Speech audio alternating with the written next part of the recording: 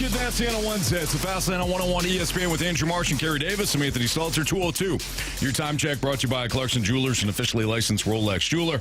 Jamie will join us at some point in the first half of the show. Cardinals currently trail the Tigers 3-1 at Busch Stadium. They're top 7 right now in a game that has just kind of slogged. The Cardinals just can't figure out Detroit's pitching.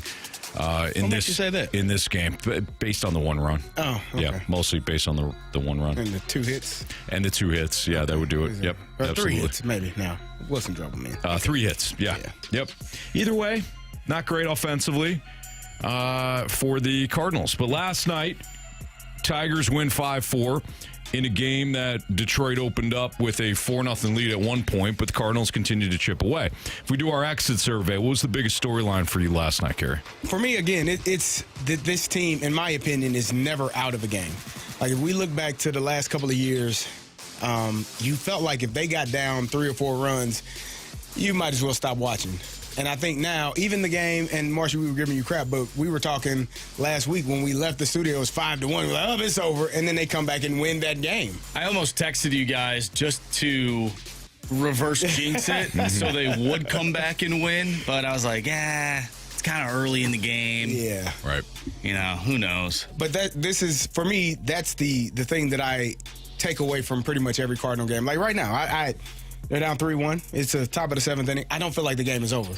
I think that this team has enough, wherewithal, enough grit to climb back into any game that they're in. And so even though you lost, you were able to get back into that game last night. You tied the game up, and then you got a RBI double to seal the game for the win for the Tigers. But for me, I think that this team is always in every game, and that's something that, again, if you're looking at this organization over the last couple of years, that's not something that you would be able to see. No, not at all. They really did, I thought, a nice job against Tarek Skubal, the Detroit ace. He went 5 2/3, but the at-bats that the Cardinals took, most of them were quality at-bats. They drove up the pitch count on Skubal, who had been red hot entering the game. He had 94 pitches when it was all said and done, but again, he didn't pitch very deep into that game last night. He scattered 5 hits, allowed 3 runs, had 1 walk, and he did have 8 Ks. And this is a Cardinals team, offensively, they haven't struck out much this season. I think it's part of the reason why they're 27-22 entering play today. They just don't strike out. Last night, Skubal got him for 8. That's going to happen. It's one of the best pitchers in baseball. One of the only few true aces in Major League Baseball currently. But I think, moral victories be damned. I thought that was I thought that was resilient of the Cardinals. They showed resiliency last night against Skubal. So I thought that was the biggest storyline despite the loss. Marsh? I mean, you guys hit on it. Those are the 2 things that really stuck out to me. I remember watching the game last night and being like, man, this is a really good at-bat out of Brendan Donovan. They're really working counts here. And you mentioned the strikeouts, but with those strikeouts means the pitch count's going to go up, right? Mm-hmm. So he ends up coming out of the game and you strike against their bullpen. You end up tying the game.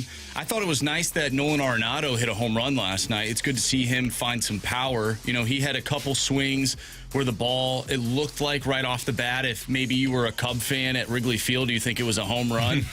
But, I like the subtle shot at Cubs fans there. It ends up, getting caught, but then he ends up hitting that 2-run blast, and you're like, okay, like you said, Carey, like there's some life here, and all of a sudden they start working their way back in the game. I know they didn't end up winning the game, but it's just nice to see that they're not bowing down, because we've seen in the past where they'd be down 4-0 in the first or second inning, and all of a sudden the game's over, and what's the point of watching? Mm-hmm. Like, I was locked into that game last night. It was a fun game to watch despite losing.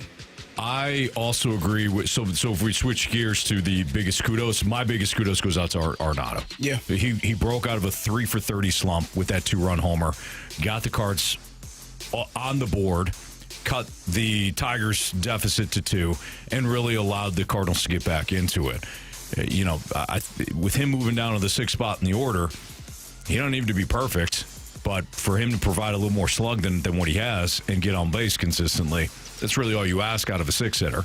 So I think that Arenado deserves the kudos. For me, Steven Matz. I thought he performed two and 2/3, no hits allowed. I think he is exactly what you need in that spot. He is a Band-Aid, a guy that can come in and make sure when he's healthy, and that's, I think, the only bad thing that you can say about Steven Matz's time here is the health. Mm-hmm. When he's healthy, he's a pretty damn good pitcher. And he has been healthy all this season. At times last year when he was healthy, he pitched extremely well. For me, Steven Matz, again, we continue to talk about the bullpen and the importance of it. He is one of those players, one of those pitchers that you truly trust. And so for him to come in, get 2 and 2/3, and not allow a hit, I think that's who I give my kudos to. Eric Fetty has been very good for the Cardinals since that series against Boston earlier in the year. But I think that's where my biggest criticism lies. He was victimized by the home run ball twice, including the leadoff hitter, Carey Carpenter, who you had to get a base hit. Get it out the way early. I mean, that was immediate. Get it done early. And then Riley Green struck for a big home run as well to set the table for the Cardinals. I'm not being overly critical. It's just, we're going to dive into some of the Cardinals starting pitching numbers, and some of the underlying metrics aren't great on Fetty. He's somebody that needs to keep the ball in the. I mean, all pitchers do, right? All pitchers say need to keep the ball in the yard. That's an obvious statement. But for Fetty especially, somebody that's not going to miss a ton of bats when he's pitching, not going to rack up a ton of strikeouts, he's definitely somebody that needs to keep the ball in the yard. And again, he's victimized twice last night and wound up being the biggest difference, even though Kyle Leahy was the one to give up the run. His first, I think, how long had that been? It's been a while. Yeah, first earned run in over a month. So what I'm about to ask you, I think, plays right into the criticism aspect of this exit survey. What did you think of the move or non-move in terms of pinch hitting for a certain player in that game? Jordan Walker, there's a chance for Pedro Pages to also be pinched hit for. I didn't mind any of the moves. Yeah. Obviously, it didn't work out. It is what it is. But what did you guys think? Pages had really good numbers. Are you talking about Pages, maybe pinch hitting for Pages when he had the bases loaded? Both of them. So Pages had really good numbers. Mm-hmm. I had no issue with it. I understood it. Could you have gone to it? Yeah, sure. You could have gone to Burleson maybe in that spot, but Ollie's showing faith in his guy who had really good numbers. Either with bases loaded or runners in scoring. I think it was runners in scoring position.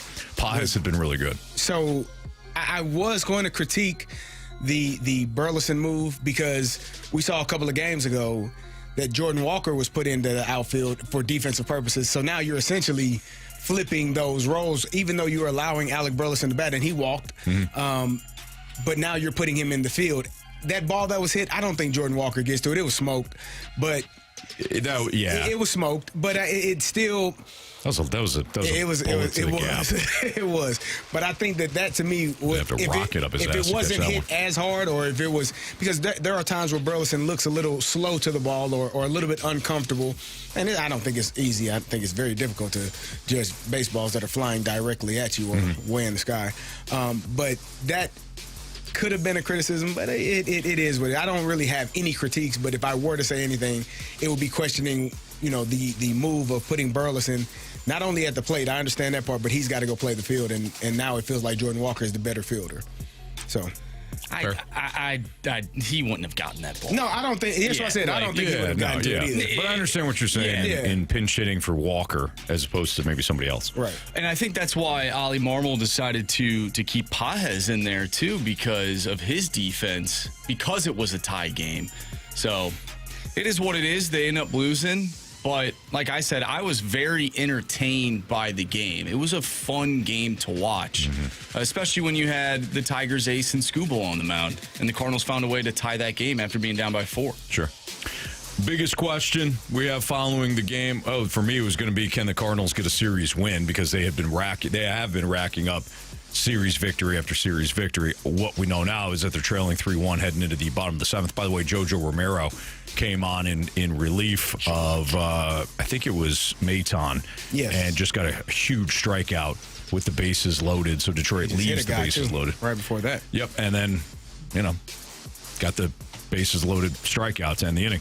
So that was going to be my biggest question. Can the Cardinals get a series victory? They have been rolling. Doesn't look good right now, but as you guys have mentioned, they're never out of a game. Any other series, any other question following last night? I mean, like I said, I think that this team, you're not going to win every game as long as you're competitive. They were down 4-0 early, like out of the gates when Carpenter hit that leadoff home run. You're like, oh crap, okay. And then they found a way they're never out of games. So for me, I don't really have any real questions about this team as of now. Like, I think they're playing well. You're not going to win every game. You know, it's fun to think that, but you won't. And I think this team plays really hard, so they'll be okay. I don't really have any questions right now. They have to give me a reason to start questioning them. You know, I thought the Arenado move to 6th in the lineup was a good move. He had a home run last night. You know, today it is what it is. It's a day game and still baseball left, right? Like, you got to play 9 innings. Cardinals can still come back and win this game. If last night proved anything, it proves to me that they're not out of this game. Sure. All right, it's Fastlane on 101 ESPN. Again, Jamie will join us at some point in the first hour of the show or 2 hours of the show with Andrew Marsh and Carey Davis. I'm Anthony Stalter. It's the Fastlane. One of the things that I think baseball teams that are successful, what they do is they blend the analytics with the human element. And I wonder with one of the Cardinals' recent hires, or at least before the season, if the Cardinals finally have struck a good balance between being a front office that, yes, uses analytics, but also can convey that message to the players, which is where the human element comes in. That's next on 101 ESPN.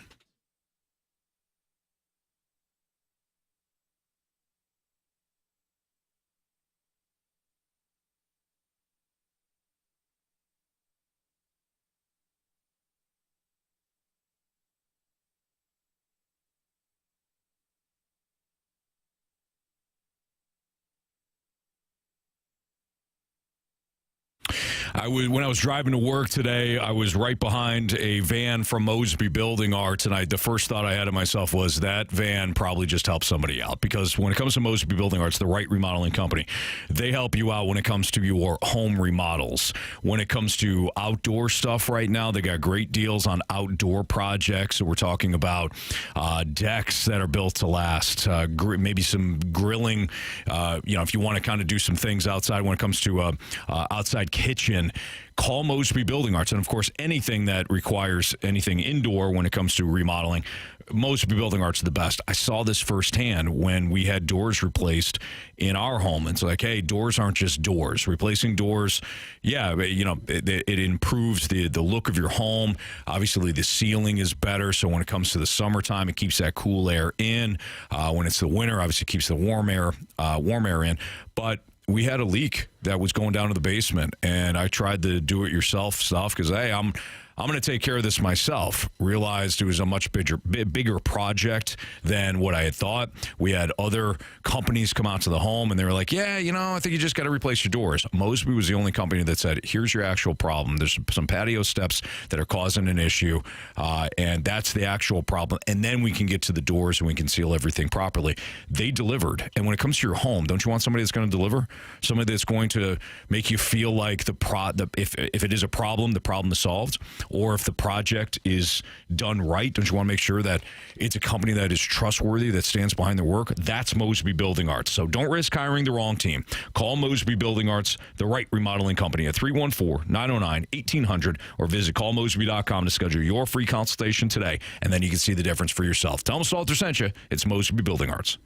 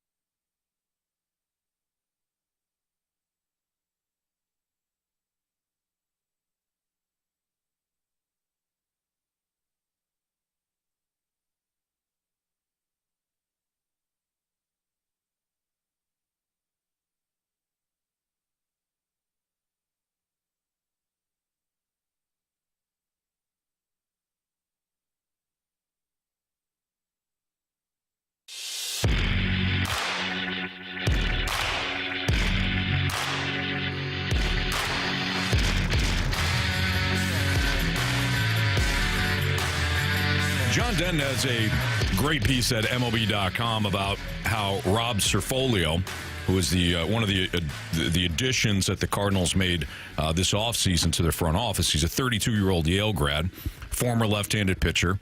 He's now the Cardinals' assistant general manager of player development and player performance. And as I was reading the article, one of the things that stood out was that this is somebody that really is somebody. If I could say somebody one more time.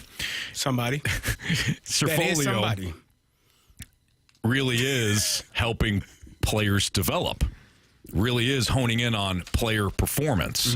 Heimblum hired Rob Cerfolio, brought him over from the Cleveland Guardians, was trying to get him in previous stops, and for whatever reason, Cerfolio just stayed where he was in Cleveland. But he did hop over to the Cardinals, and I think the Cardinals, from what I can tell, obviously this is from the outside looking in, but I think the Cardinals are fortunate to have him. The article cites that he had helped, Cerfolio helped Gordon Graceffo increase his velocity, which is now up to 98.9. He helped reliever Matt Swanson develop a plan, a proper plan when it comes to attacking lefties, including a key strikeout of Kyle Schwarber recently in that Philadelphia series. He had helped Quinn Matthews reset mentally and correct some of the mechanical issues that he was having. Also had an impact on Brendan Donovan, who's one of the top hitters in baseball right now in terms of average and some of the other offensive key metrics. Has helped unlock Matthew Liberatore. But this is also somebody that has a role in biomechanical analysis, which I have no idea what that is. How does that work?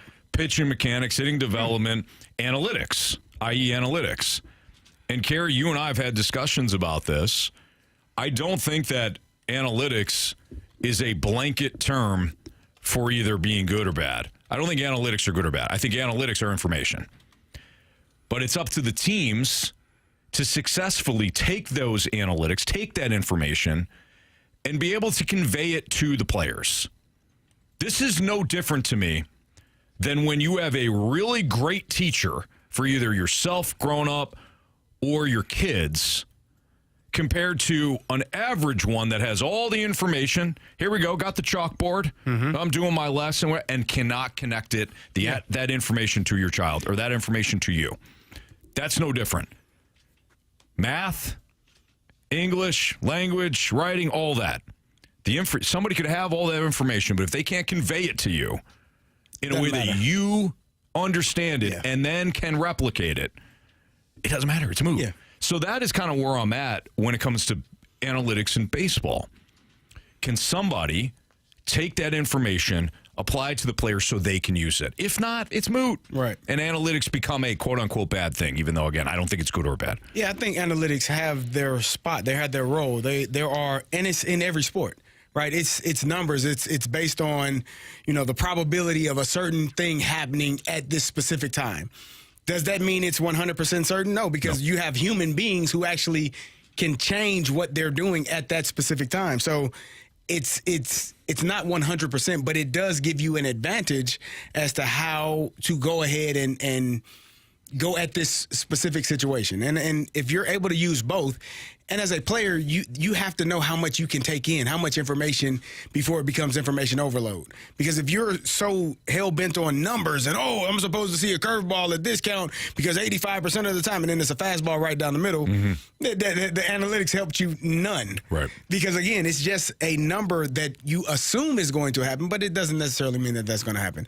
But if the Cardinals are able to use that and have the human element of players actually doing what needs to be done in that specific moment, then you're ahead of the game. Right. And I think that that's where they are now. They're getting both, and the players are adjusting on the fly, which is, again, what analytics are. You're getting the information, and then you get to use it how you see fit in that specific moment. Carey, this part reminded me of you when I was reading the article. Rob Cerfolio, again, this is the John Denton article at MLB.com, said he's known for working behind the scenes. Cerfolio finds joy in quote-unquote light bulb moments when players unlock performance gains. As somebody that has coached for a long time, Carey, I think that's something you have to find joy in that. If you're on the outside, how fun is it to see, and these are paid professional athletes, not high school kids or middle school kids, but when you're trying to teach somebody something and all of a sudden they just do it after not doing it for a while and it just clicks for them. It is a thing of beauty. You feel like you're floating. Oh, man. Like, I was teaching. I got one specific situation that comes to mind. I had an offensive tackle who was he was a left tackle. He ended up going to Maryland. Big kid. And we were trying to run a tunnel screen. And I'm like, man, just hit the guy in the back. You're the left tackle. You're the lead blocker. I need you to get out. Don't block him. Just step to the side and throw him by, literally. It took him about 3-4 weeks to figure this out. Mm-hmm. And my God, when he finally figured it out, he clubbed this guy in the damn back, squaring the numbers so damn hard. The first thing to hit was his face on the ground, and he took off running. And he came to the side. He's like, I got it. Yeah. Yeah, you do. We can run this play. Right. It is something about teaching people, but it takes every person learning something is different. Mm-hmm. People learn at their own pace. So when you're coaching, when you're using those analytics and you're trying to get people to grasp what you're teaching them, it may take person A 2 weeks. It may take person B 2 hours. They're different people and they learn and they understand things differently. But when when it finally clicks, even if it takes a year and a half, when it finally clicks, you're like, oh, man, my job here is done. Right. I've done what I came to do in this aspect. And so, yeah, there's a level of pride in teaching the fundamentals and teaching certain aspects of how to get a player to gain the knowledge and understand exactly what you're trying to do. Definitely. And it seems like the Cardinals are going to find a nice balance here between not just being numbers nerds, but somebody that, finding guys that communicate that with players. Ali Marmol also echoed that. He said he praised Cerfolio for his blend of intelligence, relatability, and communication skills. Some of these guys aren't relatable. I think that's the problem. And this goes for all walks of life. We are not, we as in Marsh, Carey, Jamie, when he's here, me, we're not in the business, we're not in the science fields, right? We're not in the mathematical, we're not in the medical fields. Hold on now. Don't discredit us. We're changing lives here, Anthony, from 2 to 6 every damn day. We may not be, we might be saving lives too. Well, I don't know about that. Yeah. You know how many people listen to us and they were having a bad day? And they turn on the damn airwaves from 2 to 6, and they're like, damn, these guys are funny. Or dumb. And it's still funny. Yeah. With their dumb asses. Yeah. Look how stupid they are. I feel better about myself now. Yeah, you know? So we're changing lives. We're saving lives. The point is, unless you're sitting in the studio, then you actually could go from having a good day to then a bad day. Yes, and then you're not here for the first couple of hours. Very true. Topics that everyone doesn't agree to. Yeah. Right. I agreed with the topics yesterday. I thought they were fine. The execution was just not there. It's like a comedian telling a joke. Even me. I don't think the execution was there yesterday. But no, this goes for all walk of life. When you sit down with somebody that's clearly more intelligent than you from a book, maybe from a studying standpoint or a book standpoint, and they start talking over your head and they start talking down to you and they start telling you like, no, you need to do X, Y, and Z. I don't know about for you. My brain shuts off and I want to punch him in the face. But it sounds like Rob Cerfolio is the exact opposite. He has the information. He's very intelligent and he can sit down with you and have a conversation to make the information relatable. That's great. That's awesome. 3-1 right now. Cardinals trailing the Tigers in the top of the 8th. The Cardinals had a little rally going in the bottom of the 7th, but Poso came in and flew out to center field. Looks like maybe Jordan Walker had a bat too. No, he got squeezed on a pitch. That was a strike that was. Well, no, I'm sorry. That was a ball that was called a strike at the bottom of the zone. Got it. Which, if you've been watching all day, hasn't really been calling that. Okay. Well, Cardinals got screwed. Tigers cheating. That's basically what I heard about that. Okay. The NFL has agreed to allow players to play flag football in the upcoming Olympics. Carey and I got into a little bit of a debate off air about this. We'll tell you what the debate was. And Marsh has an interesting question, too, when it comes to expanding the game. That's next on 101 ESPN.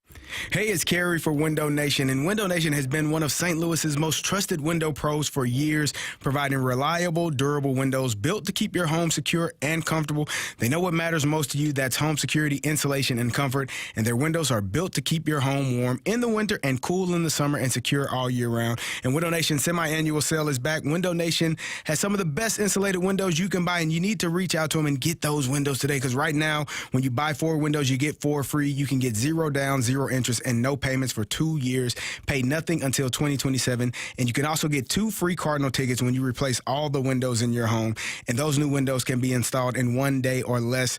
They have a 96% customer satisfaction rating and over 45,000 5-star reviews. You need to give them a call today, 866-90-NATION, or visit them online at windownation.com. There are no gimmicks, no surprises, just upfront, honest quotes and real customer photos, so you can prove that the work that you can be proud of when the work is done. So schedule your fast, in-home, free estimate right now with the pros at Window Nation, 866-90-NATION, or online at windownation.com.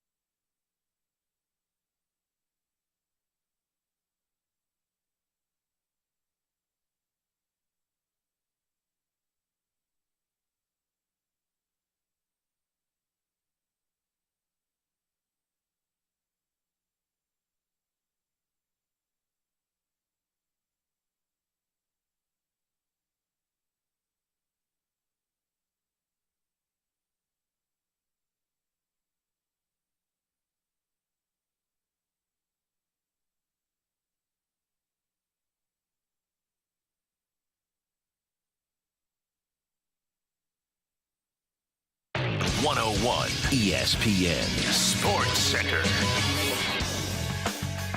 I'm Andrew Marsh. It's time for a Sports Center update driven by Johnny Londoff Chevrolet and Johnny Londoff Autoplex. The Cardinals fall to the Tigers last night by a final score of 5-4. They are currently losing right now in the 8th inning. 3-1 the score right now. We'll talk with Brad Thompson after the game, and we'll recap this series between the Cardinals and the Tigers. We'll also talk with head coach of your Battlehawks, Anthony Becht, at 4:30, so stay tuned for that. And speaking of football, some exciting news for the NFL as it relates to the Olympics. We'll talk about that next right here in the Fast Lane. I'm Andrew Marsh, and the Sports Center update is driven by Johnny Londoff Chevrolet and Johnny Londoff Autoplex. See them at londoff.com. Chevy, together we drive. Are you kidding me?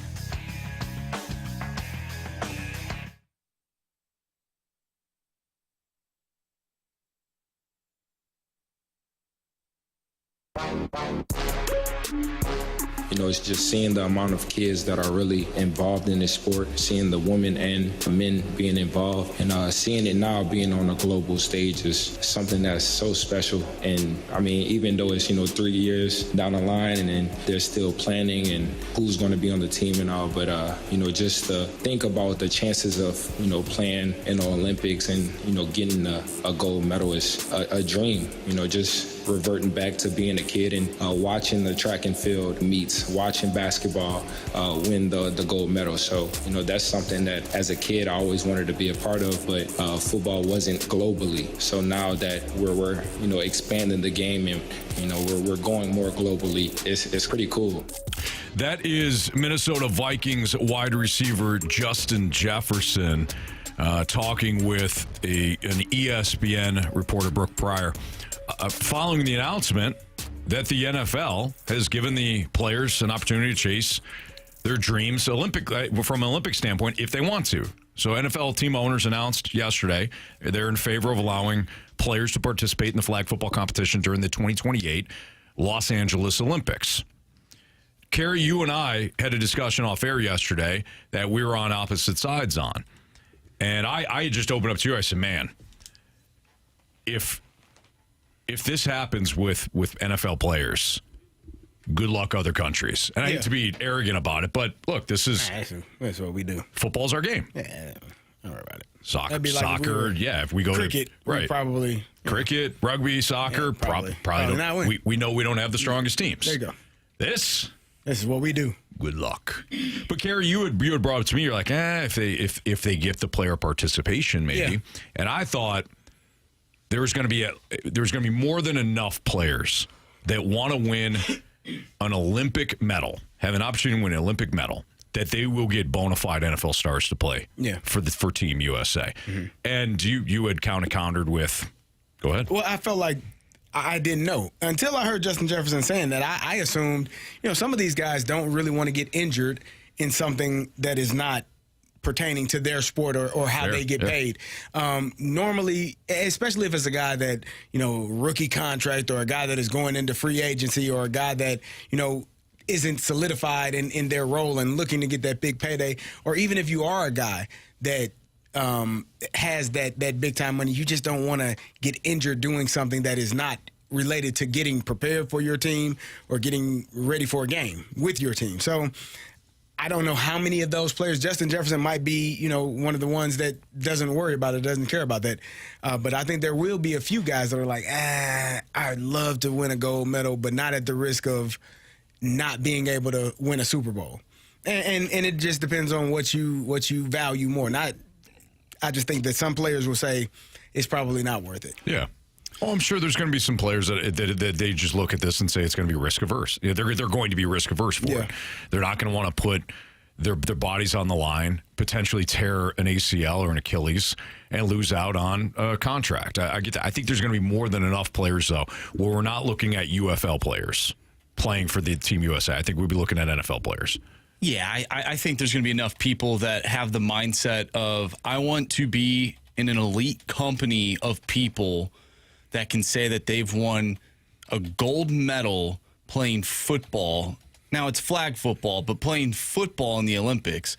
There's a lot of people that say, hey, I've never played in the NFL. There's a lot of people that say, hey, I've never won a Super Bowl. And there's definitely going to be a hell of a lot of people that will never be able to say they've won a gold medal playing football in the Olympics. Sure. Except for the guys that end up going on that team. I think there's enough dudes in the NFL that are going to want to play on this team and represent their country. It is competition. It's still competition. Right.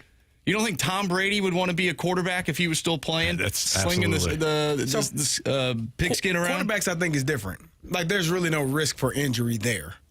Because you're not running. You're not dodging or eluding people. You can have, we saw Jason Tatum tear his Achilles. There was no contact there. Mm-hmm. It's just how he stepped back and pop. It popped. So I think that those, and it's usually the same thing with ACL injuries and things like that. It's usually non-contact. So I understand the part where football is football, and obviously you don't want to get hit if it's the offseason and you're not being paid.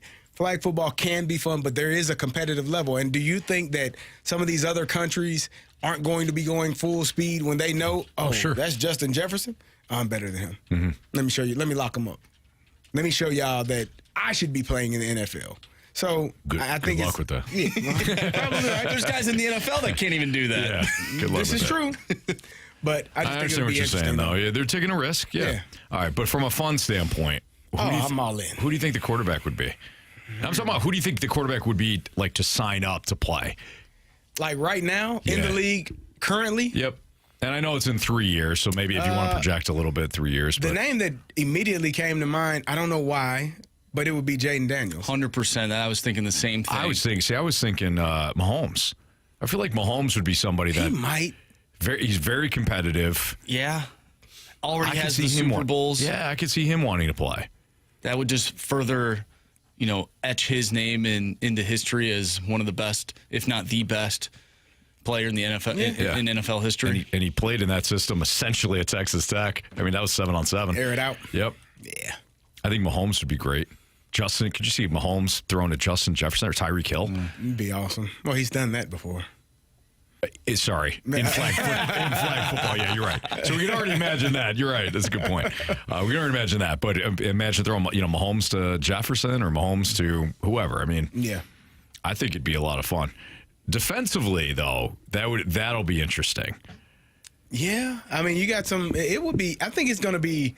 I think if you do get the NFL players to partake in it, it's going to be kind of like how the '92 Dream Team was when you get Bird, Magic, Jordan, Pippen. Like you come on, man, y'all ain't had no chance.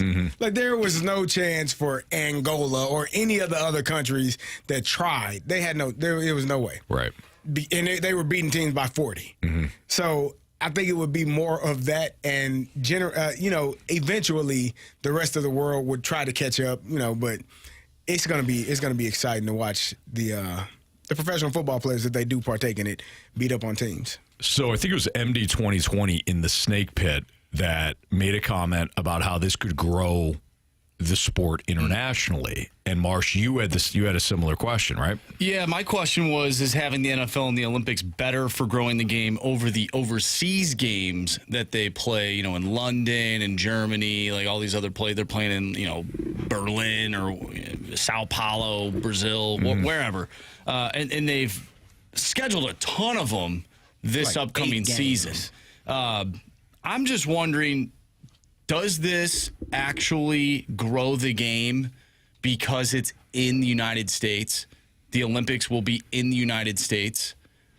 Do you think people in other countries are going to want to watch that on TV? Whereas if it was in a different country, those people could actually go watch it in person? That's a good stance. I'm trying to think about my Olympic viewing habits. I was somewhere and the women's rugby was on, and I couldn't keep my eyes off it. I'm like, wow, they're first of all, they're flying. Second of all, they're trying to kill each other out there, and I was more interested in it, but it had no carryover. Like I'm not like searching out, women's rugby in other countries. Right, because there's no stars that we know of. Right? But maybe it speaks to the availability of the sport, too, in those countries. Okay, yeah, you know what I mean? So if the NFL does market itself and put itself in other countries, then maybe it grows and it has a better shot of just having, than the Jaguars versus the Raiders in London every year. But I don't know. I'm thinking if you did this when you have an Olympics in Seoul or something, just a country where it's not, where the NFL hasn't really played. If it's somewhere just different, I wonder if there's more, you see later down the line, there's more of an impact. But since it's in LA, it's all right, Yeah, I agree with Splashback Deuce. He says it'll be a novelty. I agree. I think it'll be a novelty sport in other countries. I just think, look, we love football here. Most other countries, and I'm not just talking about specifically in St. Louis, I'm talking about the United States, because I realize that St. Louis, it's a soccer hotbed. I get it. But I'm talking about internationally, or nationally for us, it's football. Internationally, for most countries, it's either cricket or obviously football. Football. Otherwise, it's a novelty thing. Comes around every so often. You're fine with it. You're good. But Yeah, I wonder what the equivalent to the NFL, or soccer to the United States. There's the 4 major sports: football, basketball, baseball, hockey. Then you have soccer. Mm-hmm. I wonder what the NFL, where the NFL lies in other countries. In other countries, it's probably behind. I mean, depending on where it is, it's definitely behind football in most countries, and probably behind football, cricket, and basketball, because basketball is international. Right. You got obviously you got the Euro leagues that they're very popular. So probably and baseball 4th or too. 5th. Baseball depending on where it is. Baseball is, in Japan, China, it's very popular. So it's interesting. Interesting conversation nonetheless. Are we seeing an identity shift with these Cardinals? I think we are, and I'll explain why next on 101 ESPN.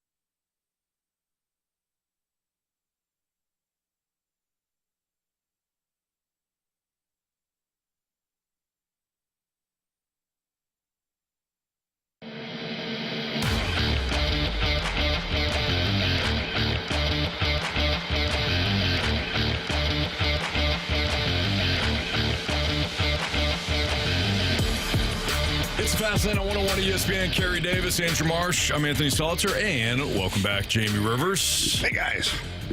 Fresh off a doctor's appointment. Oh, yeah.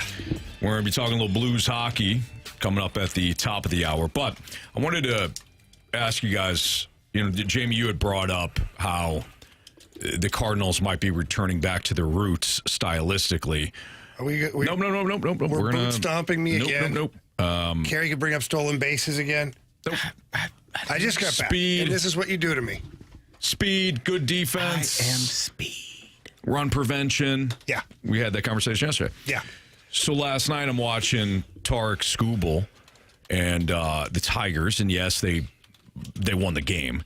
But the way that the Cardinals were attacking Skubal, quality at bats, fouling off pitches, driving up the pitch count, kind of wearing him down. He lasted 5 2/3. This is somebody who's been red hot and one of the true aces in the league.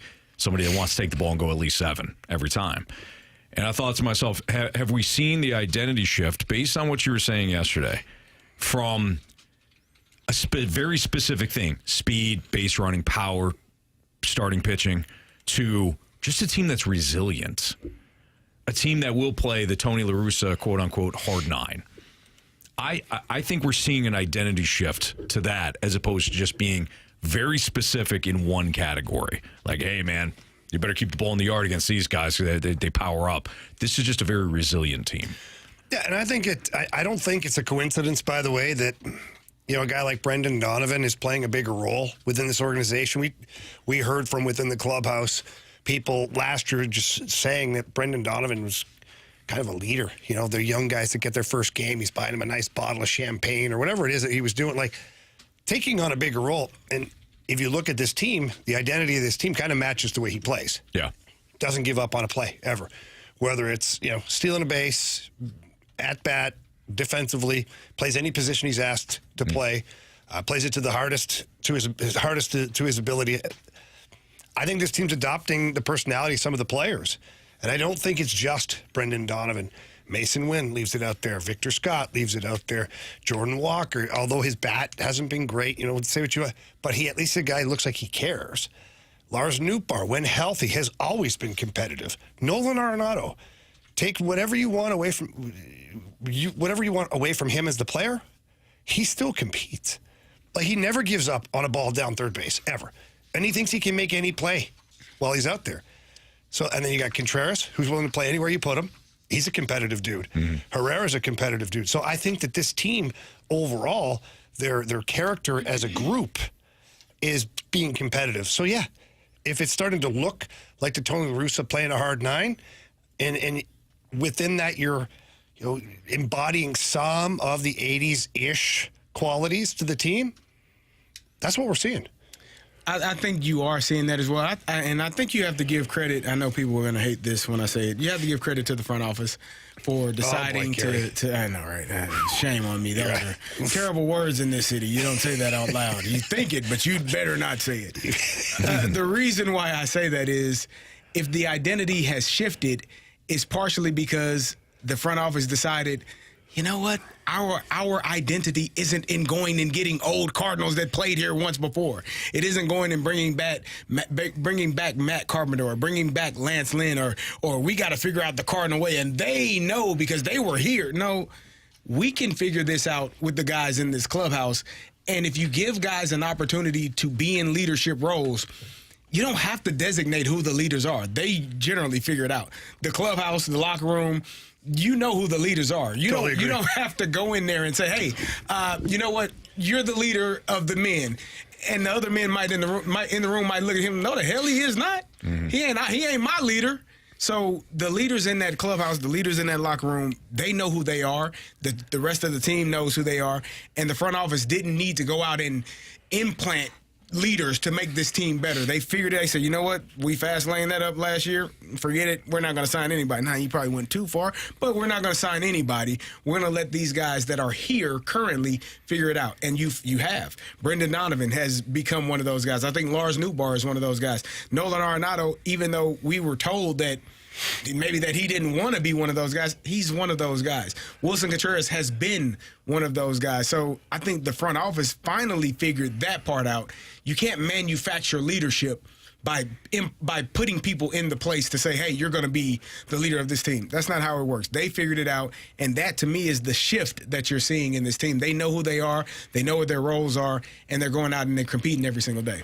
I think one of the best things about this organization in the early 2000s was their ability to implement guys within the system into the lineup and do it effectively.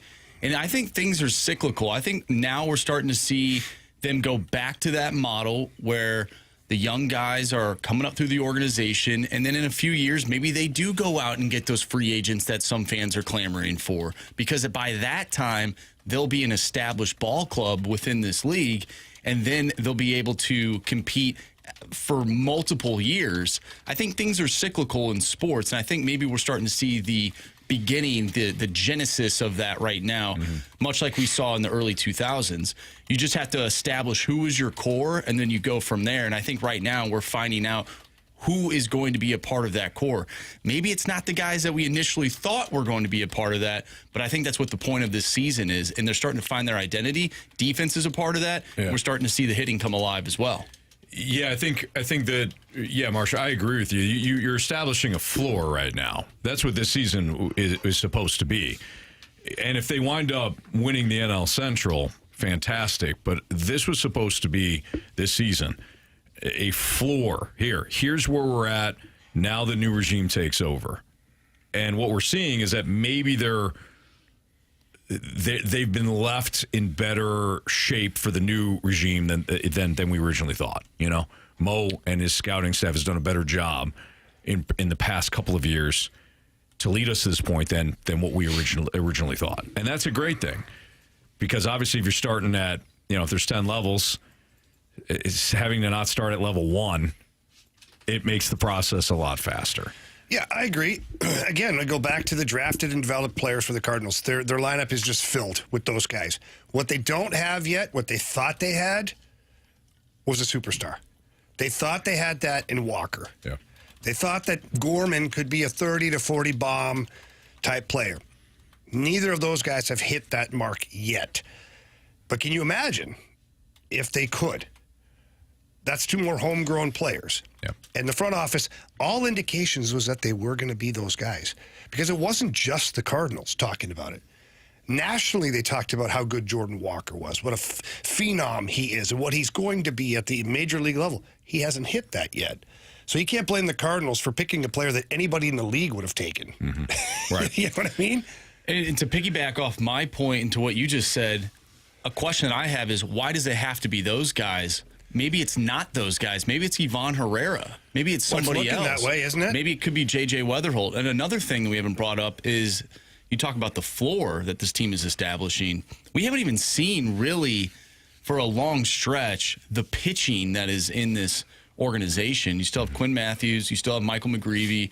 Gordon Graceffo is in the bullpen. But Tink Hens. Like, there's pitching that is coming as well. So I think there's a lot to look forward to.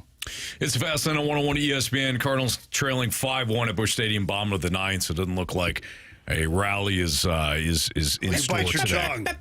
Nolan Arenado's up there. He's going to get this going. Okay. Yeah. Is it 3 outs yet? Not yet. No, not yet. Working on it. Game still playing. We will chat with BT at some point throughout the show today following this Cardinals rally, tie, and win. Or, like I said before, I think they're going to lose. It's Fast Lane on 101 ESPN, and it's over. Way to go. I didn't yell, drop it. Way to go. I forgot to yell, Carey. Drop it. Let the kids play!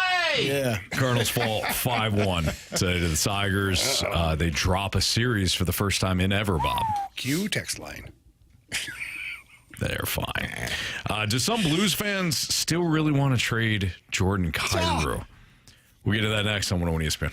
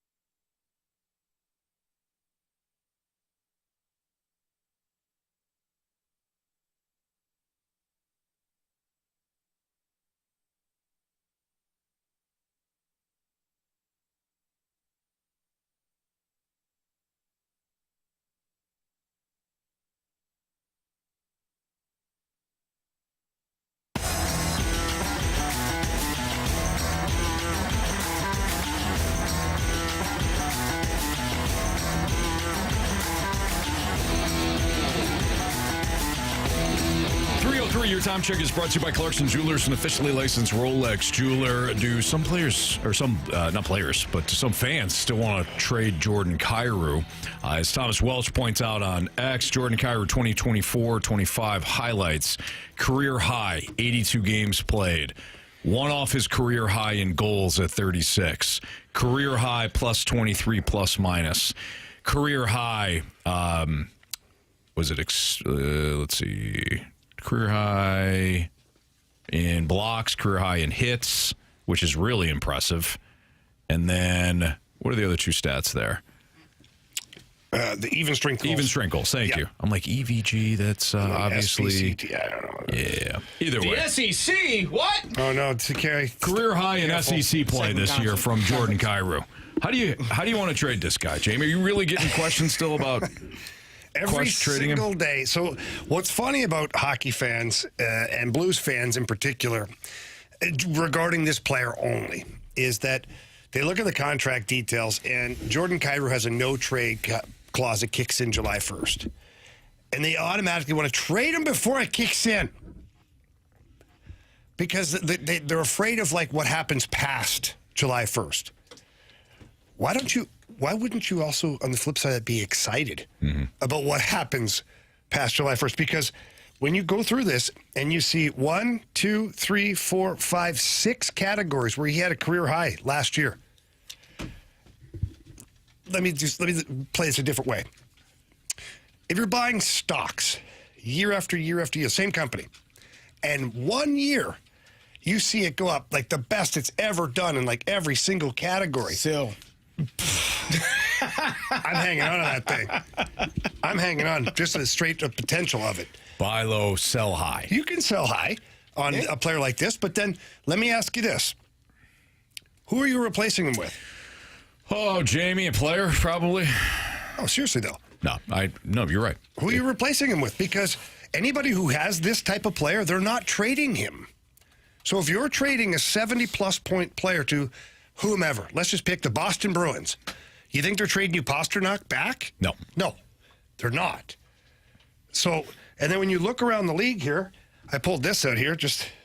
Put that back. No, you like it. Nah, put it back. Okay, so other players with 70 points in the NHL this season per salary.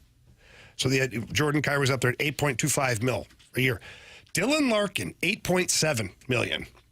Jack Hughes, $8 million. JT Miller, $8 million. Cole Caulfield, $7.85. Alex DeBrincat, $7.85.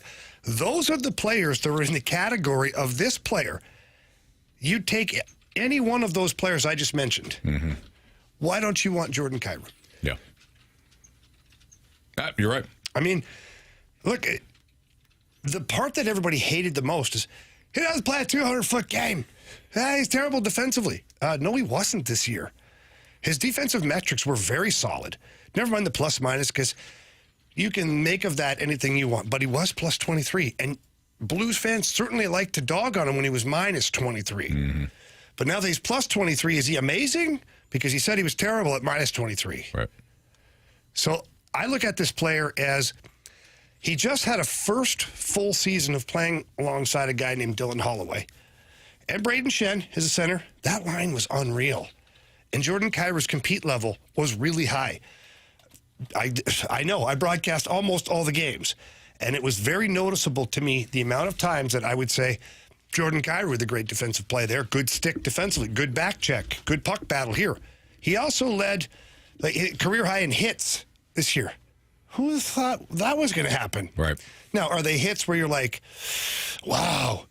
No, most of them are. Well, he did have one, Carey. I was waiting because that one, he turned that damn puck over and I forget who they were, but he smoked him. And I stood up and I said, oh, hell yeah. Yeah. Turned the puck over and said, not on me. Wow. I said, okay, Jordan, I like it. So I do think that you saw a maturation from a player in his game. He played 82 games last year. You talked about the defensive metrics and him not playing the 200-foot game. He got drastically better in that area, trying, giving effort. Some players, their skill set doesn't doesn't equate to doing other things as well. No. Like, let's just be honest. The dudes we talk about. To some of these dudes, I just know. Let me know you're trying, and he did. He tried. He gave much better effort than you've seen in the past. So for people to kind of poo-poo on him the way that they have, I think they're still basing that off of past years. This year he was much different, and again, that turnover in the D zone, and he lit the guy up. I'm like, yeah, that's a guy that knows he just made a mistake. He's done this time and time again. He's had these mistakes. He's turned it over. But this time he said, no, not going to happen on my watch. We're not losing this game because of a mistake that I made. And I just think that part of him, what you saw from him this season was really fun to watch. So we get a text message from the 618. I expected some action on the text line, okay? It says we have wingers ready to step up. Really? Who? What? Who? You think Jimmy Snuggerud's stepping into 75 points next year? 35, 36 goals? Probably not. No, it took Kyrou this long to get here. Right. So that's my point is you don't have wingers ready to step up. Like Dylan Holloway plays left wing, so he's not a winger stepping up to take Kyrou's spot. Plus, why would you weaken? You have Snuggerud and Kyrou. Why would you weaken yourself? I don't. Just to make a deal? I guess that's my ultimate pet peeve is people just want him to be gone. And if you look at his last 4 seasons, 75 points, 73 points, 67 points, 70 points. Like, why are you getting rid of a perennial 70-plus point player? Like, if you got a deal with a team where you're getting another 70-point player back, and you think he's a better 200-foot player, fine. Fine. But people are focusing on Doug Armstrong, saying we need to pick up a 200-foot scorer, and they think, well, trade Kyrou for that guy. Based on the numbers this year, Kyrou was a 200-foot scorer. Right. So Army's talking about adding another one, not deleting one to bring in one. He needs to add another one. So as much as people want to highlight certain negative things about Jordan Kyrou, and look, I see the flaws in his game. I do. But I also see where the improvements have been made. And again, you're trading Jordan Kyrou. You want a Jordan Kyrou back in return. Good luck. I think a lot of people love Dylan Holloway and what he brought to this team. I think one thing that he brought to this team was he elevated Jordan Kyrou's game. Jordan Kyrou, in my opinion, doesn't need to be the guy. He doesn't need to be the guy. If Dylan Holloway is bringing out the best in Jordan Kyrou, why wouldn't you want both of those two on a line together for the next 8 years? Yep. I agree. And look at a number of people. Brady Tkachuk, guys. It's not available. That team needed to miss the playoffs for that to be a conversation. And they would have needed to miss it for 3 years. That owner, Bill Endelar, I know him personally. And I know Steve Stais was a teammate of mine in 3 different teams. They're never going to get rid of Brady Tkachuk. I tell you right now, unless Brady goes to free agency and walks, but even that, the owner, leading up to that, he's going to throw everything at him to keep him in Ottawa. So trading Joe, hey, Steve, notice you guys made the playoffs for the first time there. Yeah, on the heels of a great season by Brady Tkachuk. Listen, what do you think about Kyrou for Tkachuk? Crazy idea, but why don't you trade your best player? You literally have an example within the family of why you don't get rid of a guy like that. Right. You literally have an example. It's his brother Matthew. Look how he's what's doing. he done? Look what the Flames are doing. They made They played last year in the league. They did. Mm-hmm. They were trying hard. They certainly were, Carey. Yeah. They certainly were. Yeah, no, good point. Yeah. All right, it's the Fast Lane on 101 ESPN. Are the 2025 Cardinals overachievers or merely stuck in the middle still? That's next on 101 ESPN.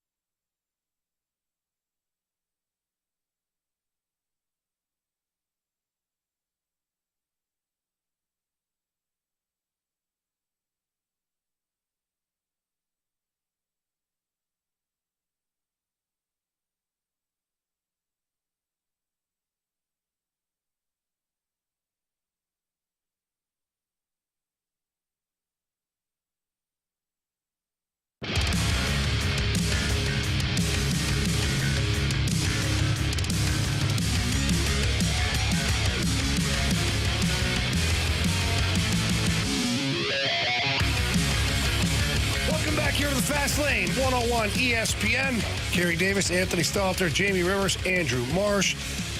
Anthony teased before the break. You said, are the 2025 Cardinals overachievers or are they stuck in the middle still? Marshy, what's your take on this? Well, I don't think they're stuck in the middle. I think they're overachieving right now. What? But based on this article, they don't really agree with that. They don't really agree with that, Anthony.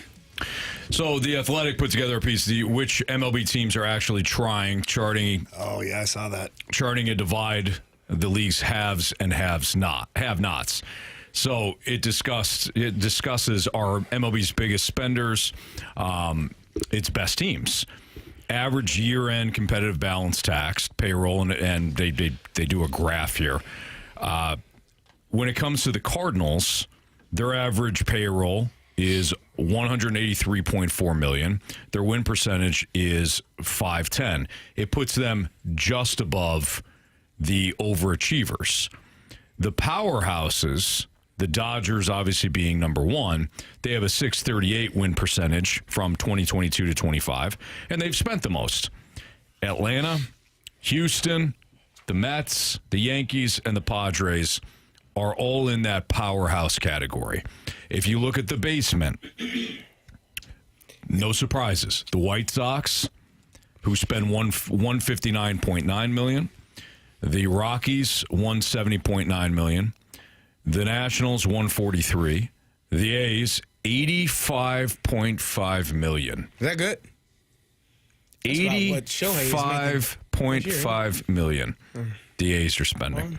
Man, that's a lot of money. Royals. Yeah, not for a whole team. Oh, I thought it was one player. One person. Oh, sorry about that. Cardinals are kind of in the middle. They're in the middle. They're with the Giants, they're with the Tigers, or the Twins, the Diamondbacks, the Red Sox, and the Blue Jays. So is that bad then? I think that it's bad if you're a team like the Cardinals that I guess doesn't spend like the Dodgers, Braves, Astros, Phillies, Yankees, Padres, and Mets. Yeah, but that's okay. So we're equating all of this to spending, is what we're doing. That's what the article's Yeah, based on. no, but that's what we're being asked right now in this the exercise. Yes. Okay. Why do we have to equate everything to spending? Because I agree. you just throw money at a problem doesn't mean you're fixing the problem. It just doesn't. Right. Like, how many players before, in any sport, never mind the Cardinals, any sport where people drop a whole boatload of money and the player's a bust. Like Deshaun Watson, that's just never going to be Kirk Cousins. Like, not that he's a bust, but he's never been what he's been paid to be. No. You can make a list of every sport, every guy. Like, there's current hockey players that are out there playing right now that are robbing the league of money, that are not playing up to the standard that they should be. But somebody paid a lot of money. And in that offseason, that team was deemed to be going for it. Right. So I don't necessarily equate team success with how much you spend. So this is where, go ahead, Carey. No, I was going to say, so for me, how you explain it is basically saying the reason why the Cardinals are stuck in the middle is based off of the amount of money that they're spending as well as their win percentage over the 22 to 25 season. They fall into the, They're at the 510, just over 500. They fall in the middle category. Right, where your overachievers are teams like the Mariners, who are also spending $168 million, but they are at a 543 win percentage. So it's the teams that are overachievers are basically saying you're doing more with less money being spent, or the same amount of money that the middle is spending, but you're winning more games with those guys. So I'm glad you brought up the overachievers. Yeah. So these are the teams that aren't spending like the Dodgers, the Braves, etc., but they do have a good winning percentage from 2022 to 25. Listen to these team names: Mariners, Brewers, Orioles, who are having a rough year to start. Weird.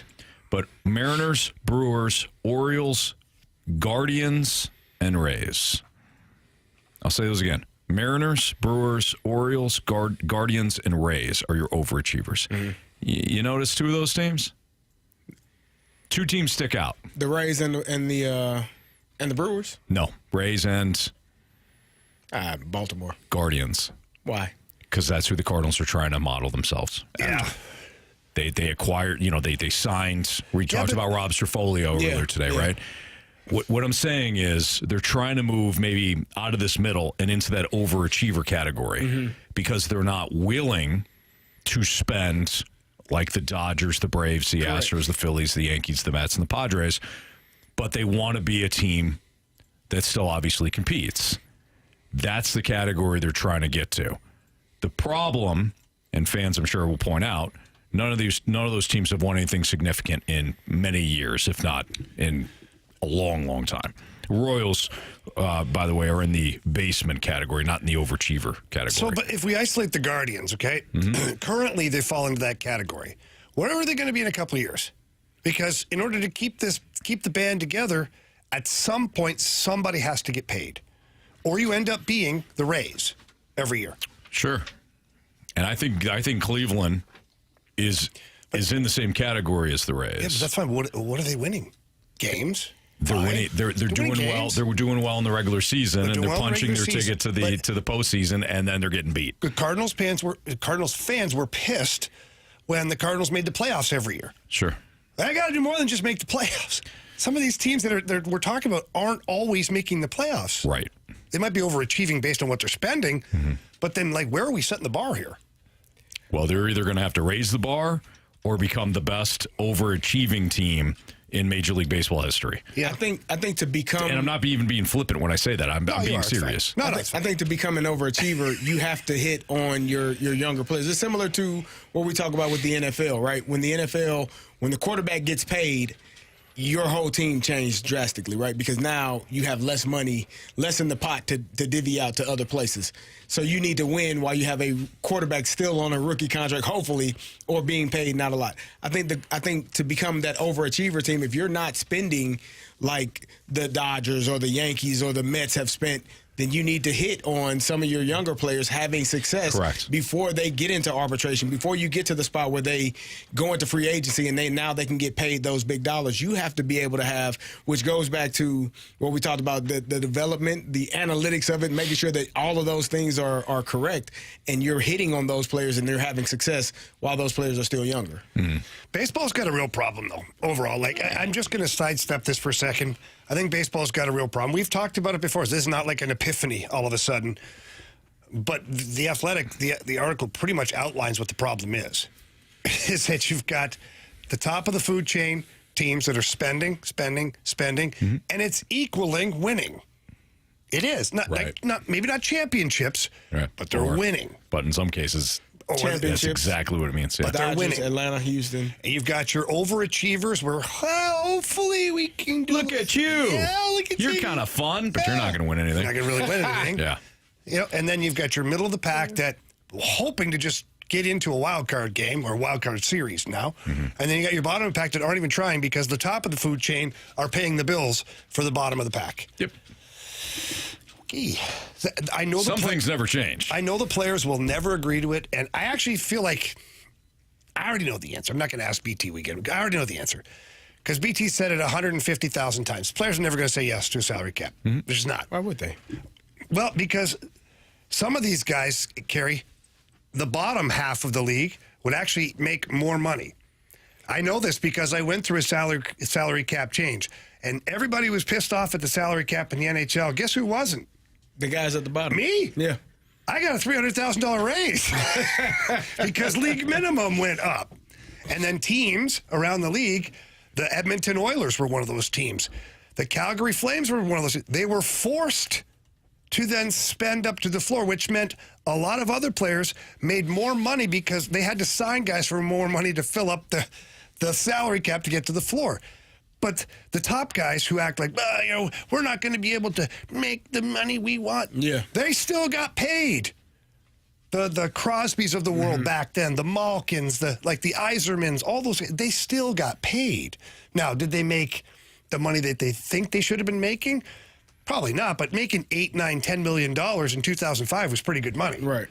Just saying.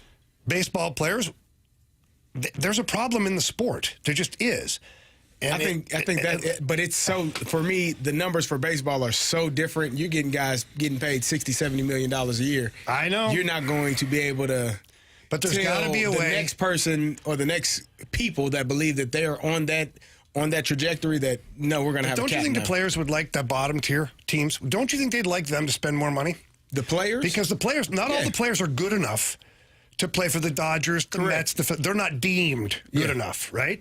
So the players that aren't deemed good enough for those teams, wouldn't it be nice that if the Pirates were forced to pay you $30 million that year instead of finding an $8 million player? Yeah. Like, this is where, if I'm the baseball union, I go, listen, the big dogs, you're always going to get fed. You'll never go hungry. Mm-hmm.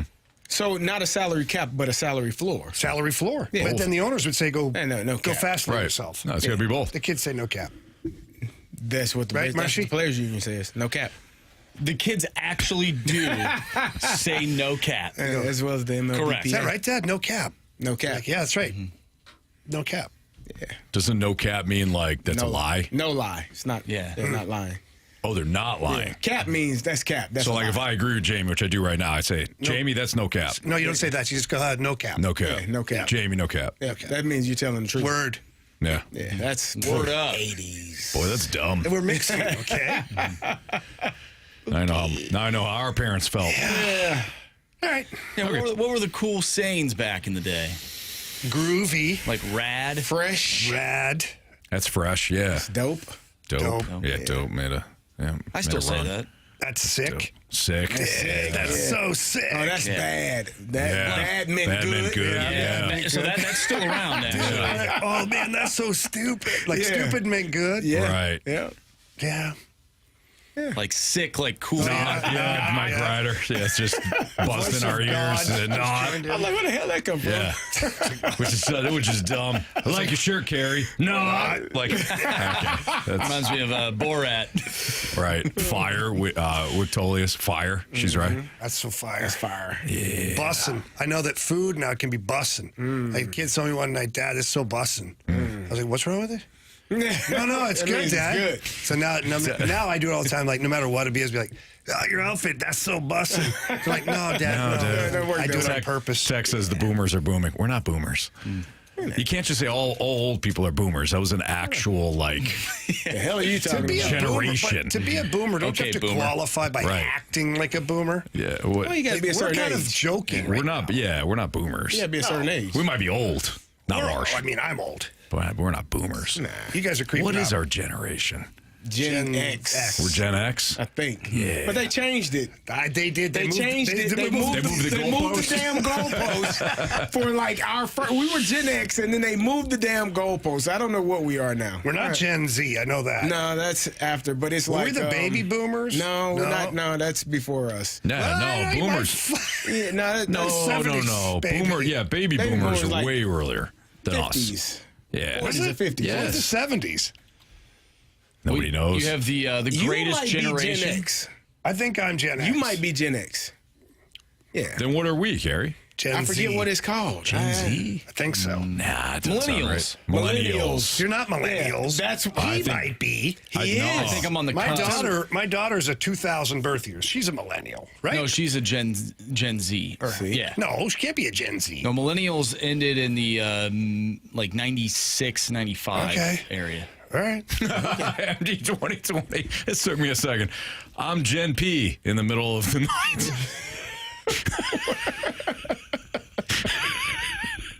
Yeah, me too. That was funny. Me too. Yeah. It's more frequent as you get older. Yes, it is. That's hilarious. Gershie's Kisses, Marshy, yes. I'm assuming for millennial. The rest are X. No, I'm telling you, they changed it. We were X, and then they shifted it to now we are considered millennials. It says millennials. Carey and born Anthony are between millennials? 1981 and 96. So what's the 70s? And am I Gen X? You're Gen X. Okay. Yeah. You don't have to yell at me. I'm not yelling. I don't but know, you Carey. kind of did. Sounds like you're Between suffering from 65 the and 80. Mandela effect right now. Mandela effect. I read Googling that it. book. By the way, Believe it or not, I read that book. It's kind of a crazy It's thing. really gnarly. Oh, there it was. nice. Yeah, that's another one. By the way, I always love when people, like when older people complain about like the generation, you know, like these kids these days. And I always want to say, you raised us. Like, That is true. how do you get off just by saying, you know, these damn kids, you raised me. You fool. It's your fault. Yeah, but you Your wouldn't fault. listen. You're right. And so neither did any generations of kids before that. They don't, They damn listen when kids, you they can don't pop listen. them one. What? No, like Pop, soda open a pop. soda pop. Yeah, absolutely. exactly. Yep. These damn kids and their music these days. Yep, that's right. It's too loud. You're too old. I will say the music has progressively gotten worse. Way worse. It's bad. way worse. It's not even music. I have a rule with my kids. It used to be in the car, but now they drive their own cars. But now by the pool, because all the kids want to hijack the speakers by the pool. And I'm like, soccer. Yellow card for your first bad song. If you get 2 yellow cards, that's an automatic red card. So if you play 2 bad songs where I can't stand it, You're done. You're done. You have to disconnect. Yeah. We're done here. I don't blame you on that at I'm all. not going to listen to some of this crap. Some of it's terrible. Yeah, some is real bad. You can't even. It's not even. Some words. of the rap is terrible. It's not words. It's they're They are- and they they're all sound mumbling. the same. They've got the auto tune. It's called mumble rap. And they've got the T-Pain thing on the end. No, his music was good. The T-Pain's fine, but the new artists that are auto-tune. I trying get to what do you're it saying. using his same The auto tune. terrible. It's just not good. It's just not good. It's really bad. So anyways, yeah, the Cardinals should spend more.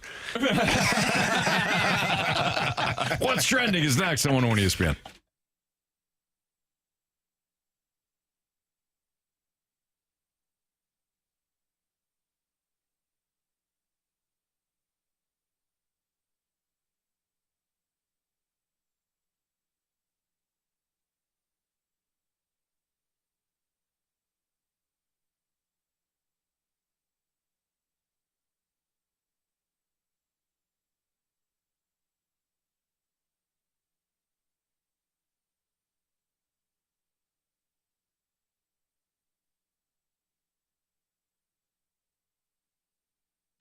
Well, last night I didn't hit that Carolina Hurricanes bet on Circus Sports Illinois, but Panthers cashed, that's for sure, right, Anthony? Yeah.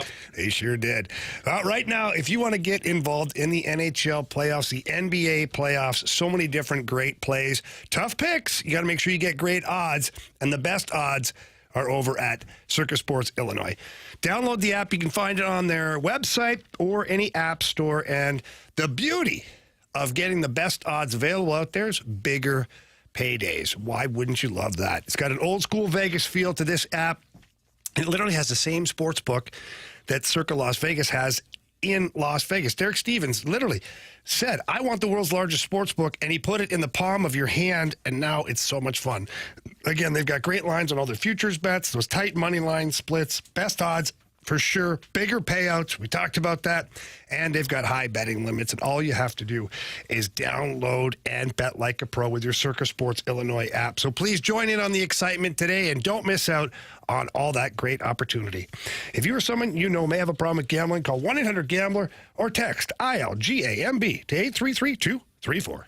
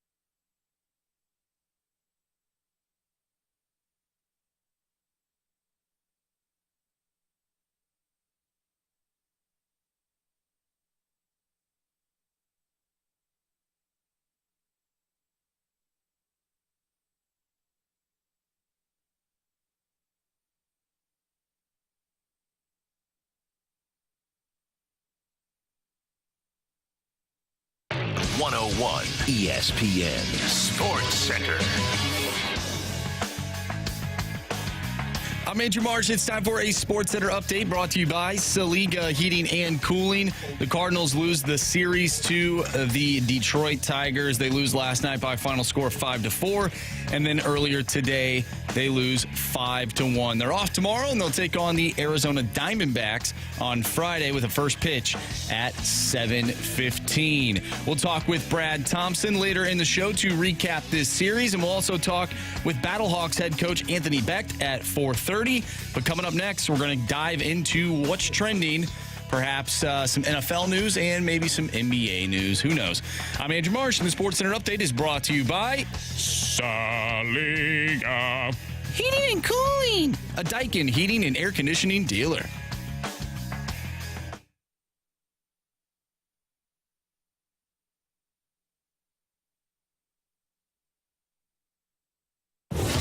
What are the hot topics in the sports world? What in the wide world of sports is going on here? It's time to find out with What's Trending? Brought to you by Elite Comfort Experts. Heating and cooling with no gimmicks, just guarantees. EliteComfortExperts.com.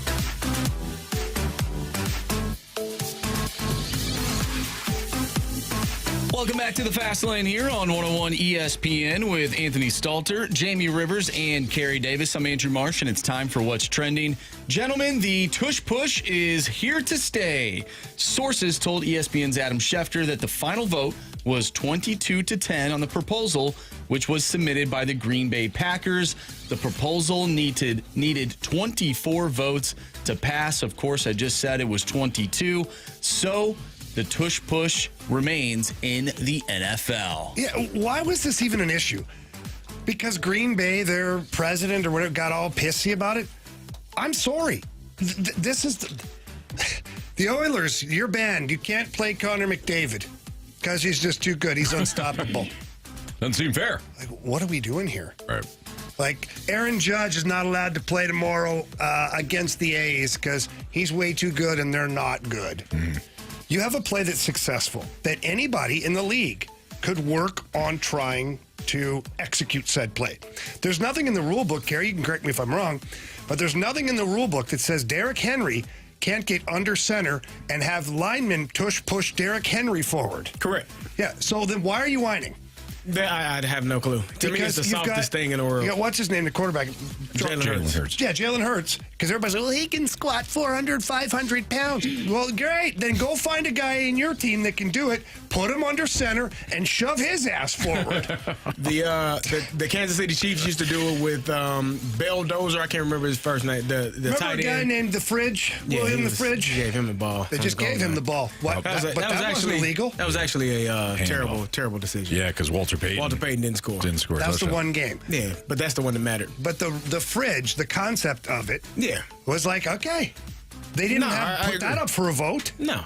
Well, I think the fact that they even brought this to a vote speaks to how soft some people are. You know, some people just don't want to compete. If you don't like it, stop it. And if you do like it, do it. It's there for everybody. Like you just said, you can put a running back. I've seen the Kansas City Chiefs put Travis Kelce under center and run quarterback sneaks. I can't remember his first name. They called him the Bell Dozer. He was a tight end. You don't know something Bell Dozer. Yeah, Brian Dozier? No, Bell. He was a tight end that played quarterback in high school and in college. BK is listening. Julian Edelman.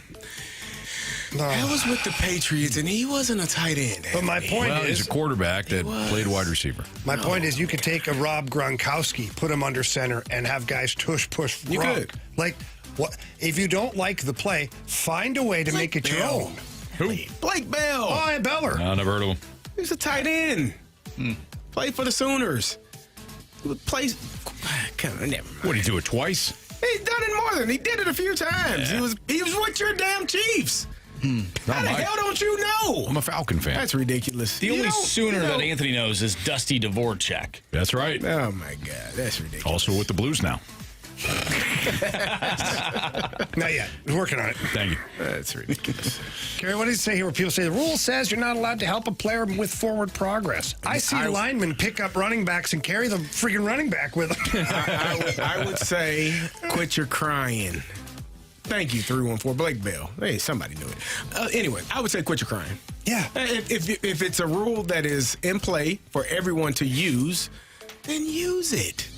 And if you can't stop it, then stop them on first and second down, man. Yeah. Don't let them get to 3rd and 1 or 4th and 1. We got some texts, people saying, I agree, keeping the tush push, but why did Major League Baseball outlaw the shift? It's the same as the shift, and they outlawed the shift because baseball teams weren't smart enough to expose the shift. Let's just... No, they weren't.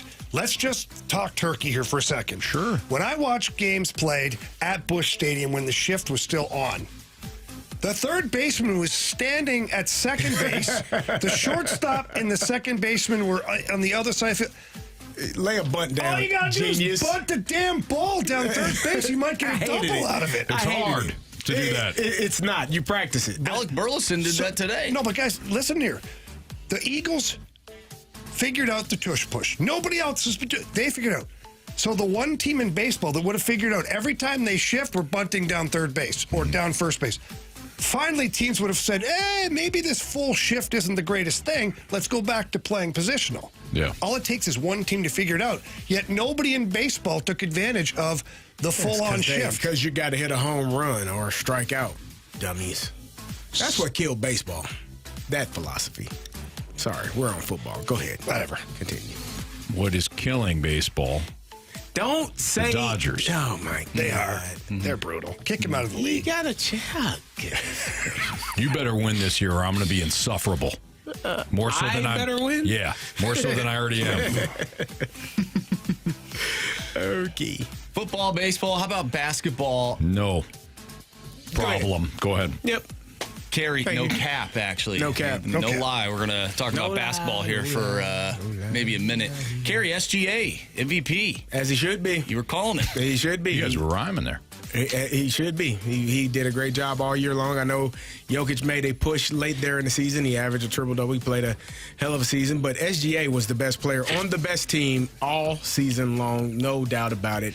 And he deserved it. It took forever for this damn vote to come out. I don't know what the hell they were doing. They usually do it at the end of the first round or in the first round. I don't know why we had to wait to the conference finals for Probably this damn decision they to be waited made. till they played That's stupid. him in the Joker. Man, that's dumb. Because the NBA... Never mind. Yeah, that's dumb. But either way, congratulations to SGA. He had a fantastic year, and they smoked the Timberwolves last night. Look like they are headed to the NBA Finals if they can take care of their business. Waterboy in the snake pit says, is Jamie talking about Derrick Henry again? You know, when he was at Alabama. Yeah, Carey. I saw Nick Saban talking about this one time. He said when Derrick Henry is Alabama that all his coaches would get so mad at him because he didn't understand, how to pass protect anything really. And when he was asked about it, he said, Coach, I'm just used to them turning around and handing me the ball. Yeah. It was a pretty awesome story. You could just be patient with me, I think he said. Yeah. I saw that too, James. I don't think you saw that, Anthony. It's not the same as the one you saw. Oh, it's different. I found out what we were talking was different. Got it. Yeah. I see. It's way different. So it was Nick Saban talking about Derrick Henry. Yeah, Specific moment from Derrick Henry's career at Alabama. Yeah. But totally different. Yeah, but it was a different coach that told him the story. Different moment. Got it. Different moment. It made it happen more than once. That makes sense. How far is Just too like far? that story. How far is too far when it comes to fan interaction with professional athletes? That's next on 101 ESPN.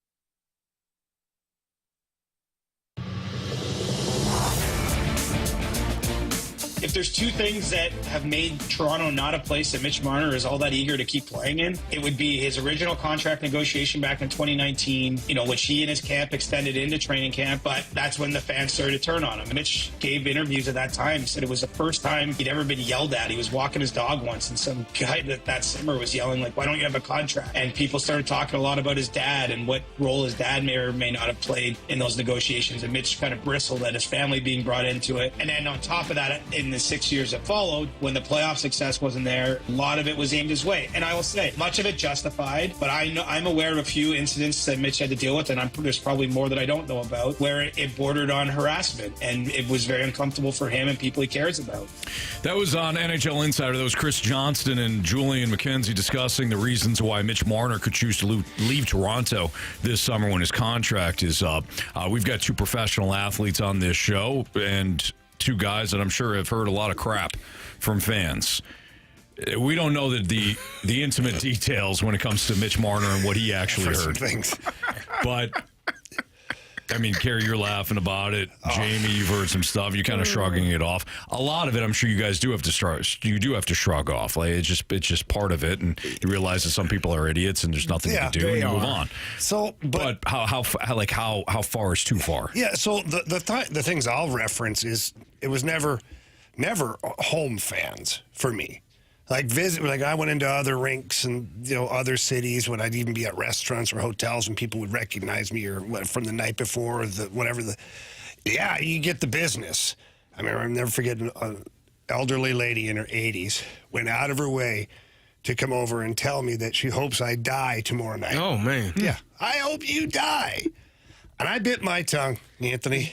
I bit my tongue. Were you going to say something along the lines of, I was going to say, you might be closer than me. But I didn't say it, Anthony. I actually thought it. I kind of laughed about it a little bit because for me, that was winning. When the opposing fans are after me and they want to chase me, I'm winning because I'm doing my job. Now, this is Mitch Marner in Toronto. So can you imagine, Carey, you play for the St. Louis Rams when they're here. I played for the Blues. You're out at a nice restaurant, any restaurant, and people are harassing you. Mitch Marner's walking his dog, and people are harassing him. Going to the grocery store, getting harassed. Where you know as well as I do, Carey, that the world protects those people. Correct. The idiots. The idiots. So can you imagine an idiot walking up to you in front of your lovely wife and your children, and it's not the same scale, but saying, you really suck at radio. Your takes are awful. I think you're an idiot. Your kids should be embarrassed to call you dad. Yeah, I'm stabbing him. Right, okay. Right in the face. But then guess who's in trouble? When nobody's looking. But then guess who's in trouble? Me. You are. Yeah. Because, words are words. Physical violence is different. But, where do you draw the line? I just think that people, for me, when a gladiator is in the arena, whatever that arena is, baseball field, football field, ice hockey rink, soccer pitch, whatever you're talking about, fair game. To an extent. You don't attack something really personal. If someone's mother just passed away, you're not going to bring that up. I've had teammates say stupid things before me, nah, we're not doing that. Yeah. No, we're not going there. Find a better one. You're better than that, Yeah. But anything in the arena, fair game. Go for it. But the moment that last buzzer goes and people leave the stadium, the field, the rink, whatever, Yeah.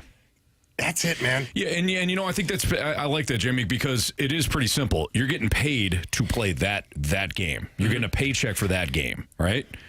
Because a lot of people are like, well, they're making a lot of money. I can say what I want. No, You just can't. you're being paid in that arena space. You're right. Because once you walk out, You're not being paid anymore. game's over. You're not being paid anymore. You're a human being in both elements. But if people can't, some idiots can't figure out that you're still a human being when you're wearing the opponent's clothing, fine. But when you're outside, then that's it. You're done. I mean, Carey, how do you feel? I mean, that's how I feel about it. No, I agree. I think, especially in games, sometimes it's funny. Some of the things that people say are clever. You're like, that was funny as hell.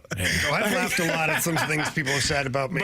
But I do agree. Once the game is over, once we're out of that environment, some things you could say could get you punched in the mouth. And so there is a fine line, and I think it's harder when it is your home fans or you're out with your family. There are certain boundaries that some people don't recognize or understand or respect.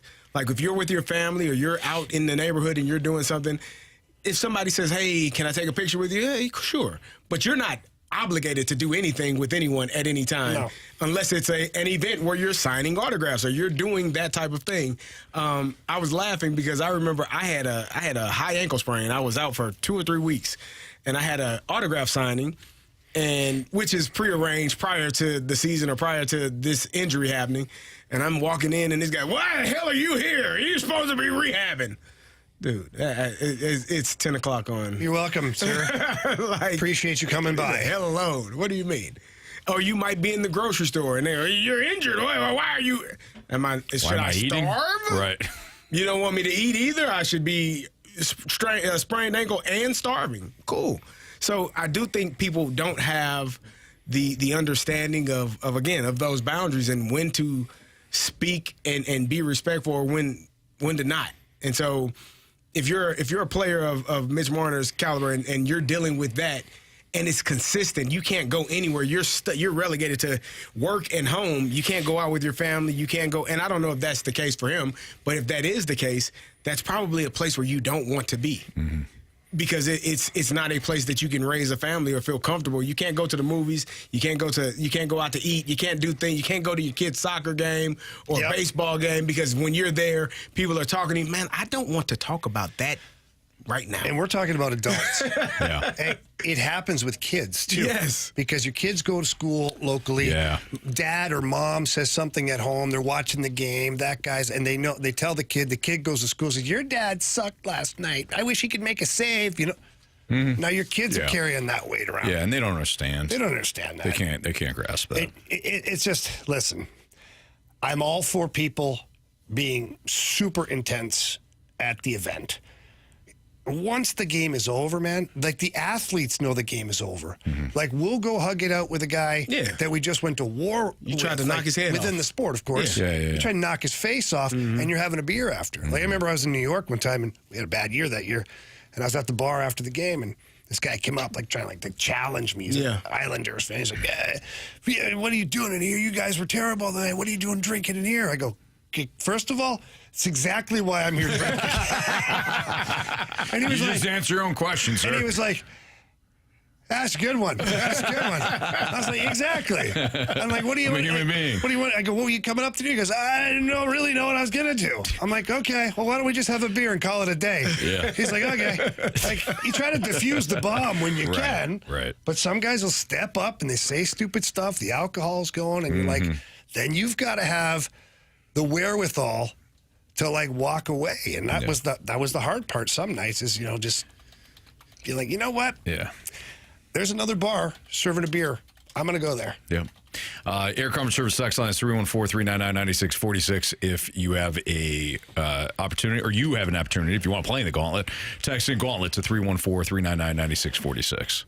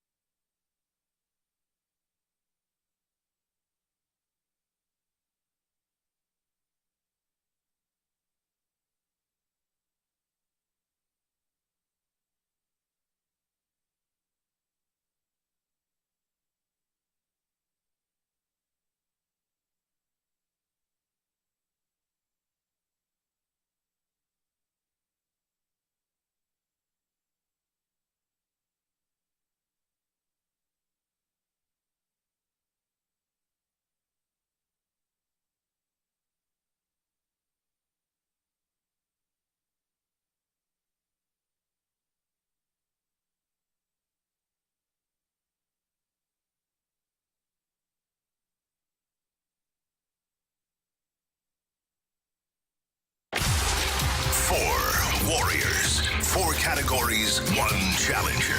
Can you survive the Gauntlet?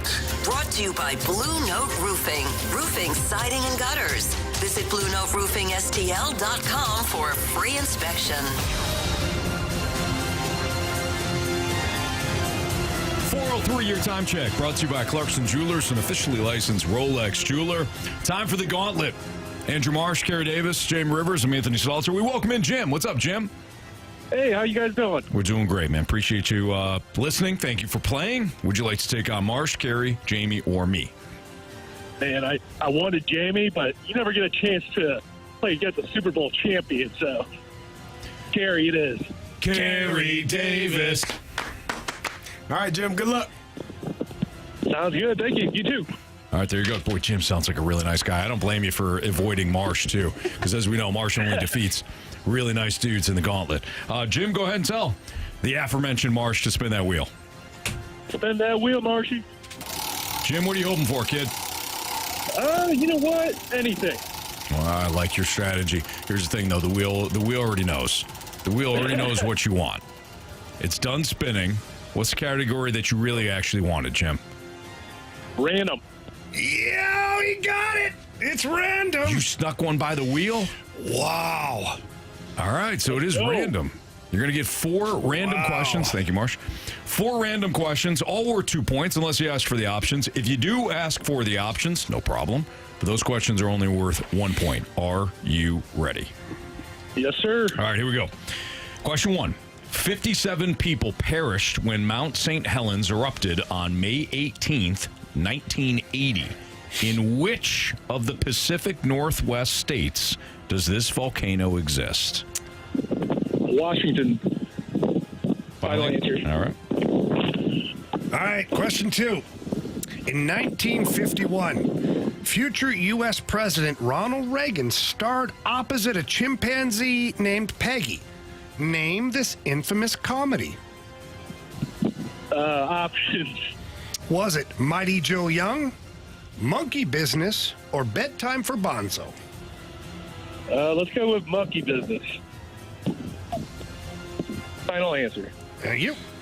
Question number 3. Manny Pacquiao will end his nearly 4-year retirement to face Mario Barrios for the welterweight championship on July 19th. Where did Pacquiao previously serve as a senator from 2016 to 2022? The Philippines. Final answer. All right, Jim. Question number 4. The woman holding a sourdough loaf in the Panera logo is known as... Oh, man. Options, please. Mother Bread, Mother Dearest, or just Mother? Let's go with Mother Bread. Final answer. All right. Who the hell wrote these questions, and why is it not Bread Company? St. Louis Bread Company. It's no longer that. It's Panera. I don't care. Sorry, Andrew. St. Louis Bread Company. It was a different logo. I think it was. All right, we're going to motion Carey back in from the cone of silence. Jim, how you feeling? Man, I don't know about random anymore. All right, we'll see here. Carey is walking in. He's got a smile on his face for now. He's in pain. Walking with a limp today. I'm old, man. I told you my legs. No, you're not old. You just played in the NFL. What's wrong with your legs, Carey? I was squatting yesterday, man. I did. Why'd legs. you do that? What are you doing? What are you, trying out for the Steelers again? Maybe. You get caught up in the moment I do again? have dreams sometimes. Like, this is the God's honest truth. Do you ever I have dreams that I'm still playing? Like, sometimes. Like I'm still active in the end. It's the weirdest thing. When I wake up, I'm like, oh, thank God. I told you guys about... That's good, then. Yeah, I don't want to do it. But I just think about how bad my shoulders would be hurting and my neck. And I'm like, oh, thank God that was just a dream. I told you guys last year about, like, when I'm on the road sometimes. Yeah, you think you're late. Not just late, but I think, like, that... Yeah, you're getting the call. I'm getting the call, like, Army, like, there's a flu that hit the team. Yeah. They don't have enough players. So, like, hey, Riv, grab your gear. And, like, then my alarm goes off, and I got to, like, figure out, like, am I a player or not? Is this like, real? and I'm like, I'm excited, but then I'm like, oh, my God. Yeah. Like the excitement is there for a few minutes. Like, okay, Yeah. I can do it. And then you think about it, you're like, ooh. I look at the other team's lineup. I'm like, oh, I don't know. You want me to block? Oh, man. Is Lemieux out there? Yeah, he's not. I should be fine. Off the ice. All right, Carey, your category today is random. You know what? Let's go. There Back you to go. lunch, baby. Yeah. Question 1. 57 people perished when Mount St. Helens erupted on May 18th, 1980. In which of the Pacific Northwest states does this volcano exist? Okay, give me the options. Washington, Oregon, Montana. That help? Yeah. Washington. Final answer. In 1951, Carey, Oh, fuck. future U.S. President Ronald Reagan starred opposite a chimpanzee named Peggy. Name this infamous comedy. Options. Was it Mighty Joe Young, Monkey Business, or Bedtime for Bonzo? Mighty Joe Young. Final answer. Question number 3. Manny Pacquiao will end his nearly 4-year retirement to face Mario Barrios for the welterweight championship on July 19th. Where did Pacquiao previously serve as a senator from 2016 to 2022? What is the damn country? Oh, God. I'm going to know it as soon as I hear it. Give me a second. Oh, where the hell is Pacquiao from? I'm bothered because I know it and I don't know it. Oh, my brain is blank. Options. Options are Uganda, No. the Philippines, Yes. or Brazil. Philippines. Final answer. That stinks. Question number 4, Carey. The woman holding a sourdough loaf in the Panera logo is known as... What? Can you repeat that, please? The woman holding a sourdough loaf in the Panera logo is known as... I didn't even know that was she had a name. Options, please. Mother Bread, Mother Dearest, Mother. You know, Mother Bread sounds ridiculous. Mother Dearest sounds like something Mommy Dearest, so that sounds... so let's just go with Mother. Final answer. Jeez. Okay. Let's go over these. Let's go top to bottom here. 57 people perished when Mount St. Helens erupted on May 18th, 1980. In which of the Pacific Northwest states does this volcano exist? You both said Washington. Correct answer is... No! It's Washington. But Jim didn't need the options. He's up Seems like a 2-1. really smart guy. In 1951, future U.S. President Ronald Reagan starred opposite a chimpanzee named Peggy. Name this infamous comedy. Jim went with Monkey Business. Carey went with Mighty Joe Young. Correct answer is... Mighty Joe Young was one of my favorite movies growing up. It is Bedtime for Bonzo. Bedtime for Mighty Joe Bonzo. Young? Have you not seen that? That's the only one I know. That's the only name that I can Ronald remember. Reagan and Mighty Joe Young, Carey? That was the only name. Don't you shame him. I am. I'm sorry. Bonzo for... Was it Bonzo for who? Bedtime for Bonzo. Yeah. Didn't even think that was a real You're thing. fine, Carey. You're Didn't fine. think that was a real No, thing. it'd Don't be listen. fine if he said Monkey Business. Is Mighty Joe Young was a pretty Monkey big Business movie. is with and Tom Cruise in that?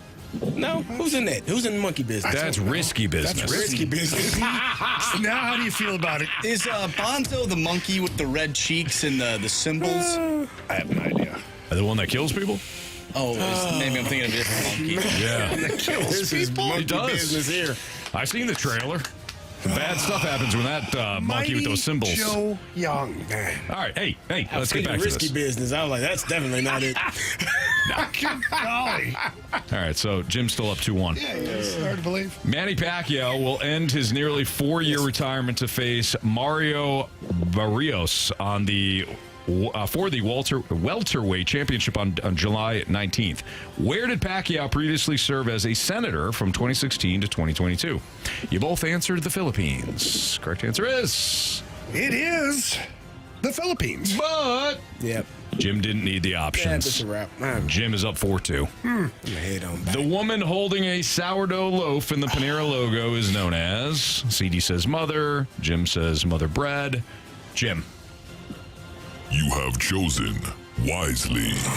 Correct answer is Well, of course it's mother bread. mother bread. Jim is a really smart 5, guy. CD 2. Jim disposes of Carey in round 1, which means he'll be back for round 2 tomorrow. He'll take on either Jamie, Marshy, or me in round 2. Let's Nice go. job, Jim. That's Congrats. Jamie. Just FYI, boys. What'd you say? that? I said FYI, it's going to be Jamie. I've been waiting. Let's party, Jim. Let's go, baby. Nice. Let's go. Jim, congrats, man. Nice work today. Very impressive. Thank you, guys. I'm a nice guy, too, by the way. Yeah, well, we we'll believe find that, out Jim. about that, I Jim. really believe that. Yep, I do. Nice job, Jim. All right. Talk to you tomorrow, buddy.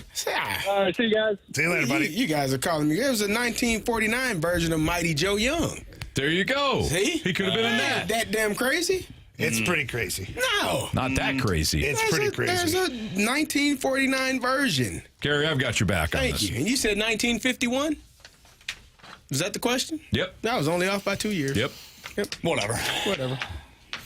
There you go, kid. Oh, no, not really. No, yeah, you Actually, definitely got to go I back gotta to the go. cone of silence There there. I Yep. go. You mother breads. I almost feel like you should stand in the hallway for that performance. I'd gladly Jamie, I why just are you being a jerk open right the now? door. Because Stick my I'm head fighting in. back from yesterday, okay? It's Mr. Stolen Bases over here. I actually do They had appreciate 314 that year. I want you to know that. They led the NL. Led the measure. I actually do appreciate you, Jamie, sharing with us where your projection is coming from. You're projecting, and it's from yesterday. Well, I'm not so- even trying to hide it. Yeah, no, I appreciate it. The Dotem Golf Tournament with the morning after returns next Thursday and Friday at Oak Valley Golf Course and Resort. Friday's foursomes already sold out, and remaining spots, though, for next Thursday, they're filling up fast. So get your foursome together for a full day on the course with TMA, including complimentary breakfast from Donut Drive-In, lunch from Lee's Famous Recipe Chicken, all your Michelob Ultra, the 100 West Dental closest to the pin competition, a long drive competition courtesy of Pondoff's Anonymous Recovery Podcast, and an after party with food from Texas Roadhouse on Thursday and Super Smokers Barbecue on Friday. A portion of the proceeds will support the St. Louis Hero Network in honor of Brian McKenna. The Dotem is refreshed by Michelob Ultra, and you can find all the Dotem golf information now at 101ESPN.com. As Carey makes his way to the penalty box, we'll have Bet the Board, where Jamie has opened up perhaps an insurmountable lead. You're such a scumbag. No way we're catching him. Bet the Board is next at 101 ESPN.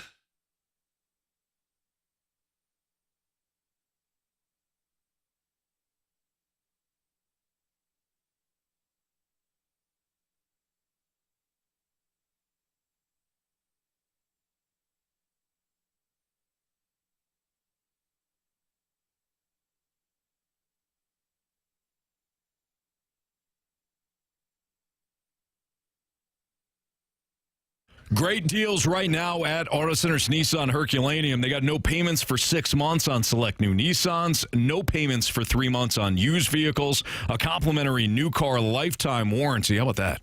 I'm going to read that one again. Complimentary new car lifetime warranty, as well as a 30-day new car return promise, and 3 oil changes included on every new Nissan. So go check out my friends out in Herculaneum, Auto Centers Nissan. They've got over 800 new and used vehicles all in one location, so you're not driving around the greater St. Louis area and just trying to find your next new car. It's all available, one location, out in Herculaneum, right off I-55 in McNutt, minutes from South County. No lot popping and no headaches. Even if your credit's seen some better days, don't worry. At Auto Centers Nissan Herculaneum, they're confident that anybody that walks through the door can drive away with a new Nissan or a used vehicle and have that financed. AutoCentersNissan.com is where you can find them online. When you head out in person, tell them Stalter sent you. Auto Centers Nissan, where the inventory's big, the savings are bigger, and the nonsense is nowhere to be found.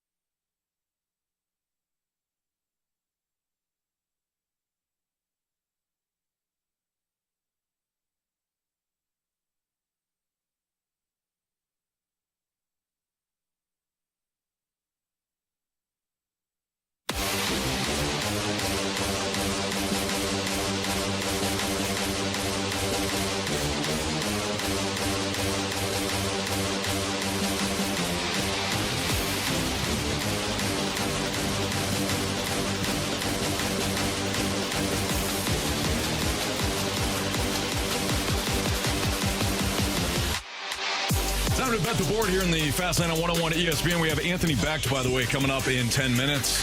That's right, Anthony Becht. You didn't hear me because Jamie's phone was going off. The thing is off, too. That's weird. Anthony Becht, Battlehawks Head Coach, coming up in 10 minutes. All right, speaking of Jamie, he has taken a lead now in Bet the Board. Marsh, latest standings, please. Yeah, Jamie has an insurmountable lead. Yep. He has Why 8 didn't you say points. that yesterday when Anthony had the lead? I didn't have the lead yesterday. It was Or tied. 2 days ago? No.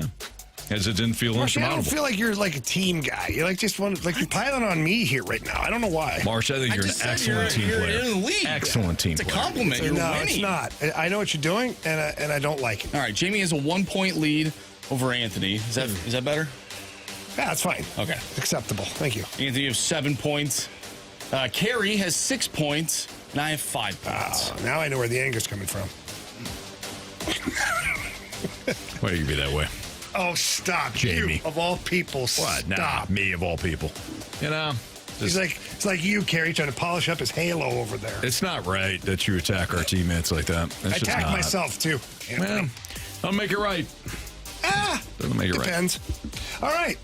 Oilers play the Dallas Stars tonight. I think the Dallas Stars are going to win this game, but I'm not going with that as my bet. Connor McDavid going to get himself a power play point tonight. Plus 120. I, too, think the Dallas Stars are going to win tonight, which is why I'm taking them at minus 135 on the money line. Go Stars. I will be over there to verify. both That's fine. bets Yep. Shortly. Mine's, you can look at it. It's plus 120. I can't see from The all the way power over play point is always a plus. here. I can't see from all the way over here. Give me Mookie Betts. I didn't even look at my phone. Mookie Betts, 1.5 hits, runs, and RBI. Minus 125. I checked No that way. one. Yep, Check I'm that checking one. it right now. There's no way. Lies. Corbin Burns is on the hill for Arizona, so it's possible that Carey He's having a is pretty not good year, lying. though. I wouldn't cheat. I'm not Andrew Marshall. Not that you Anthony Stalter. cheat. Oh, come on. Yeah. It is minus 125. These two guys, those two guys. Those two, yeah, I know. Terrible. Yeah. What they did was disgusting. Highly disappointed. Are you guys done? Yeah, Go ahead, he is Marshall. done. I'm terrible at this game, at least this month. And No, you're not. I need to. Well, Anthony, I have 5 points. I'm in last place. I need to change. Lift your head up. I'm about to with this pick. I had success last year with the W. I'm going back to the WNBA. you are. Give me the Minnesota, right?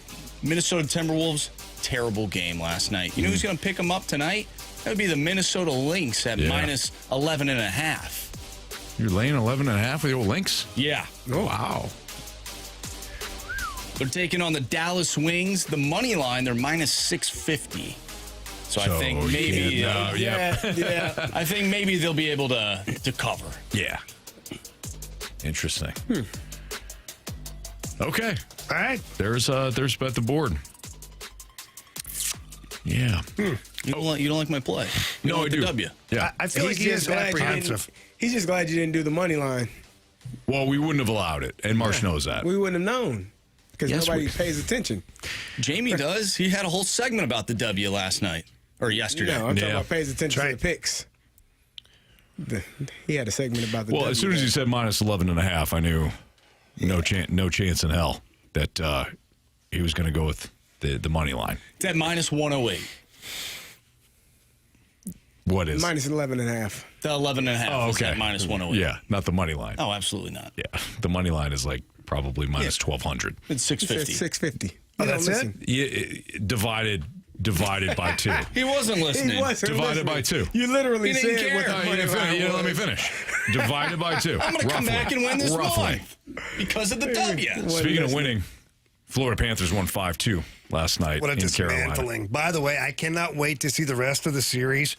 Good old Svechnikov. He's going to get his ass handed to him. He ran into Bobrovsky on purpose. He was chirping guys and spearing guys all game. You just watch. Sam Bennett is going to lurk in the weeds, and he is going to just dismantle this guy. That's the same guy, by the way, that Alex Ovechkin knocked out cold with a punch a couple of years ago in the playoffs. And now he's out poking the bear again. A Florida team that doesn't care. They'd hit their own mother through the boards. If need be, if she was standing there. I don't know if wearing a Hurricanes sweater. By the way, the Hurricanes made the biggest mistake last night, and it'll be interesting to see if they adjust. And this is the mistake that a lot of teams make when you play a heavy team. You try to beat them at their own game. And the Hurricanes were going out of their way to play that physical style. Like, you're not going to push us around. Meanwhile, Florida's like, oh, my God, this is amazing. This is exactly... Look at you. No, this is exactly what we wanted. We wanted to drag this out into the alley. We wanted this to be a bar fight. This is wonderful. And the Hurricanes kept hitting. Yeah, we're not taking your crap. No, that's great. What's the scoreboard? Yeah. How'd you do? How'd you do? Yeah. Dead last, right? I had a nice night. Had a nice night. Anthony Becht, next on 101 ESPN.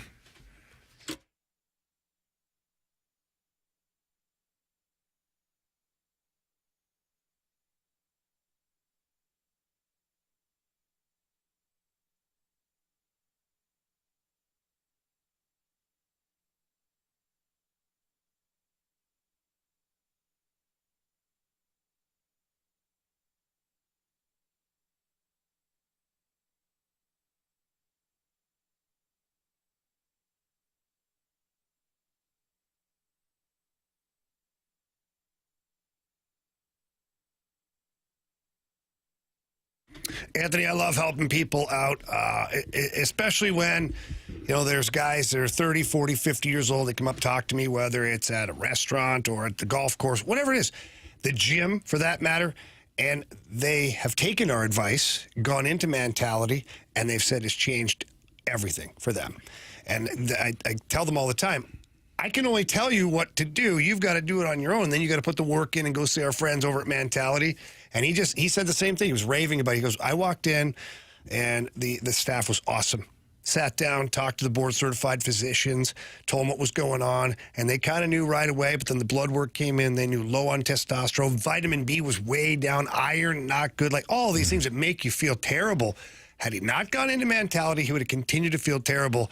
That's why we tell all of our listeners, get in there, get checked out, see what's going on. Yeah, and it's all connected. So you start to feel better, you start to eat better, you start to work out harder. Everything kind of comes into frame for you. But if you are low on energy and motivation, there's all kinds of stuff on the other side for you when it comes to Mentality. Your energy peaks up, your mood stabilizes. You can be the dad you want to be with your kids, be the husband your spouse knows you could be. Just be the you that you know. Visit mentalityhealth.com/radio or visit one of the two locations, one in South County, one in Chesterfield. Tell them Jamie and Anthony sent you in there. It's Mentality.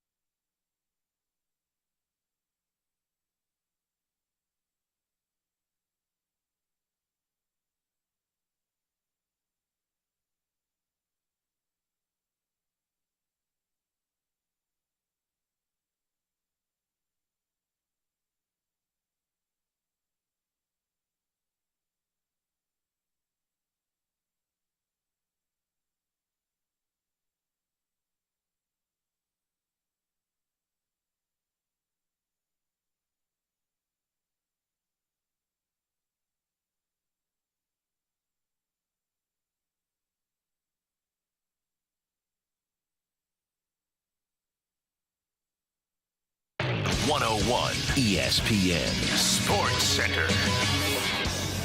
I'm Andrew Marsh. It's time for a Sports Center update driven by Johnny Londoff Chevrolet and Johnny Londoff Autoplex. The Cardinals fall to the Tigers earlier today. They end up losing the series at home. They're off tomorrow, but they'll take on the Arizona Diamondbacks on Friday. First pitch for that one is at 7:15. We'll talk with BT later in the show, and we'll recap this series between the Cardinals and the Tigers, so stay tuned for that. But speaking of interviews, we're going to talk with head coach of your St. Louis Battlehawks, Anthony Becht. That's coming up next as the Battlehawks took down the Birmingham Stallions this past weekend by a final of 29-28. I'm Andrew Marsh, and the Sports Center update is driven by Johnny Londoff Chevrolet and Johnny Londoff Autoplex. See them at londoff.com. Chevy, together we drive. Are you kidding me?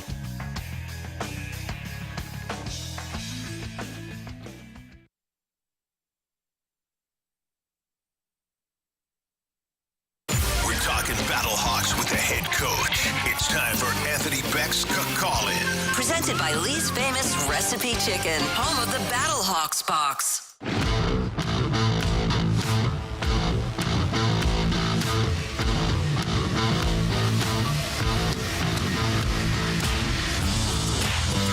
With Super Bowl champion Carey Davis and former NHL defenseman Jamie Rivers, I'm Anthony Stalter. Let's head to the Collier and Thompson phone line. We're joined by our guy Anthony Becht, head coach of our St. Louis Battlehawks. And Coach, I gotta tell you, thank you for providing a thrilling victory last weekend. It was my son's first Battlehawks game, and when you guys had the pick six to kind of turn the momentum around, my son was hooked and he loved it. And boy, that place was loud on Sunday. Saturday. Congrats on the win. No doubt. Yeah, thank you. And that's kind of been like the overall experience for fans that are trying this for the first time. It's, they feel the energy, the excitement, and obviously for our players to go out there and showcase themselves and put a winning product on the field, man. Just proud of everybody involved, and it was great to get a win. It's a huge win versus a very good team. That was a playoff type of game, and we finished, and that's what matters at the end of the season. Yeah, Coach, that's the one thing I was looking at here is, I mean, the Birmingham team's a heck of a team, and you guys were able to get the victory, and at the same time, it gets announced over the last week that the XFL championship will be in St. Louis due to some conflict in D.C. and whatnot, but, based on that alone, how huge is that for you guys to get that to be a home game now? Well, I want to kind of push back on some of the narrative out there as far as, hey, the conference is not won yet by anybody, so we still got 2 games to play. So we legitimately, if we go out and do what we do, we'll have the opportunity to play at home regardless. So, but yes, it is in St. Louis. We're fired up. I mean, that's the goal, and we want to make it to the championship. I mean, this is what we do for, and also being able to sweep the USFL conference this year, that was important as well because they have very good teams on that side as well. So again, we're going to finish strong, guys. We're trying to win them all, and we're pissed off we lost 2, and we got to definitely try to go to win 2 more. Anthony, I want to get a peek behind the curtain. You all gave up a 65-yard touchdown in that first quarter. Looking at the film, I go back. It looked like they had 2 or 3 offensive linemen downfield. Do you ever? I'm sure your coaching staff saw that, but was there a moment where you thought about challenging that play in particular, or is it just too early in the game to challenge that in that moment? Yeah, you know what? That's on me. I mean, I pride myself in being, prepared in those situations.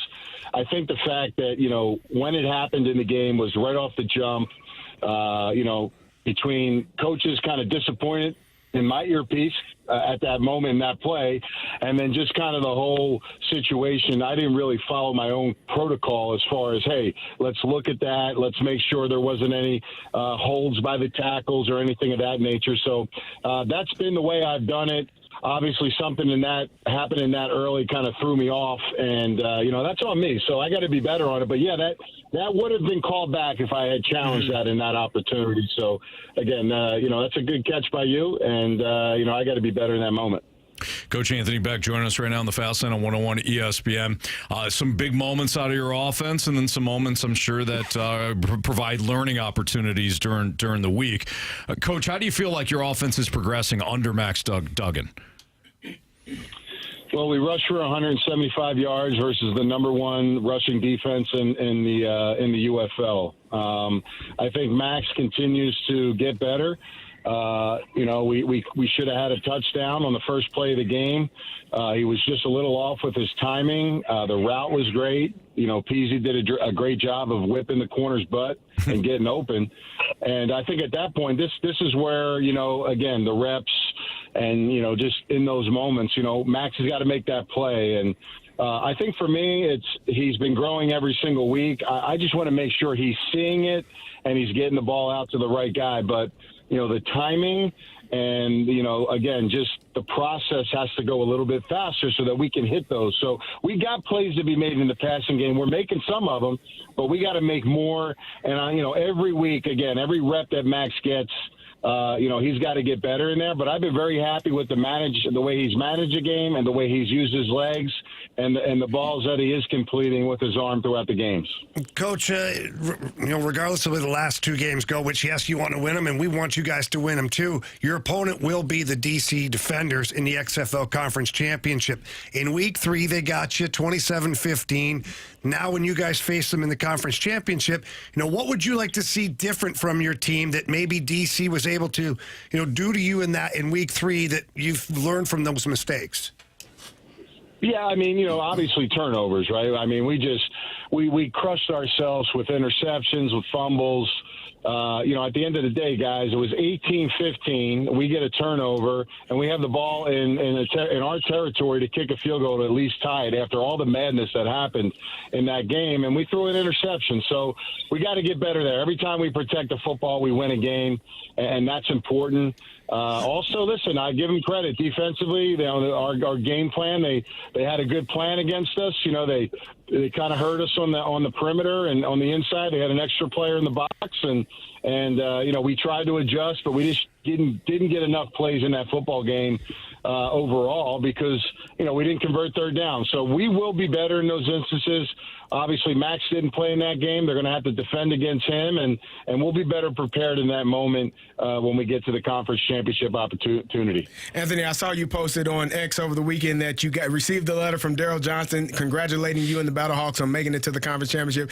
Just talk to me about what that means. I know you all put in so much work, and the goal is obviously not finished. There are more things to accomplish, but how important is that for your team to finally hit a landmark that I'm sure you were going for at the beginning of the season?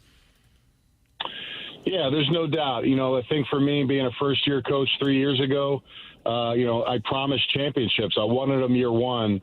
But if you look at our growth as an organization in 3 seasons, in my first 3 years, 7 wins, and we're shooting for 8 plus some playoff games. We got to the playoffs since year 2. A technicality kept us out of the playoffs in year 1 when we had the second best record in the league. And now we're in a position where, again, we made ourselves better in the offseason. We have a better team. We have a deeper team. And here we are in the same spot. So, this is where, when you're a rookie and a high draft pick in the NFL, everybody's like, oh, your third year, you got to really, push the button and push the envelope. For me, I look at that same thing as a head coach. Like, hey, I'm trying to get this city, this team a championship, and we're really excited about our opportunity this year. And we really don't want to have any regrets going out of this season because of where we put ourselves to this point. You're right. There is a lot of work. There is a lot of time. There is a lot of effort, putting this thing together. And, again, we want to finish the deal. So today, the message, honestly, going into this game was finish the journey, man. Like, we got 2 more opportunities before we hit the playoffs. You never know when somebody's going to watch you or watch your film or what game they're going to pick out. So your resume is constantly building. And for me as a young head coach, that's important for me as well. So, listen, for all of us, man, the goal is high. The goal's been set. The standard is high. And we want to go out there and finish this deal. And we're going to try our best to do it. Coach, what has been from the start of training camp until now the most growth you have seen in your team? I think the biggest thing is being selfless as a player. I may have mentioned this in a previous show, or it's very easy to be selfish in a spring league because you come here, you don't have those chances, you're trying to show your potential off, and you think statistics and glamour and all those things are great.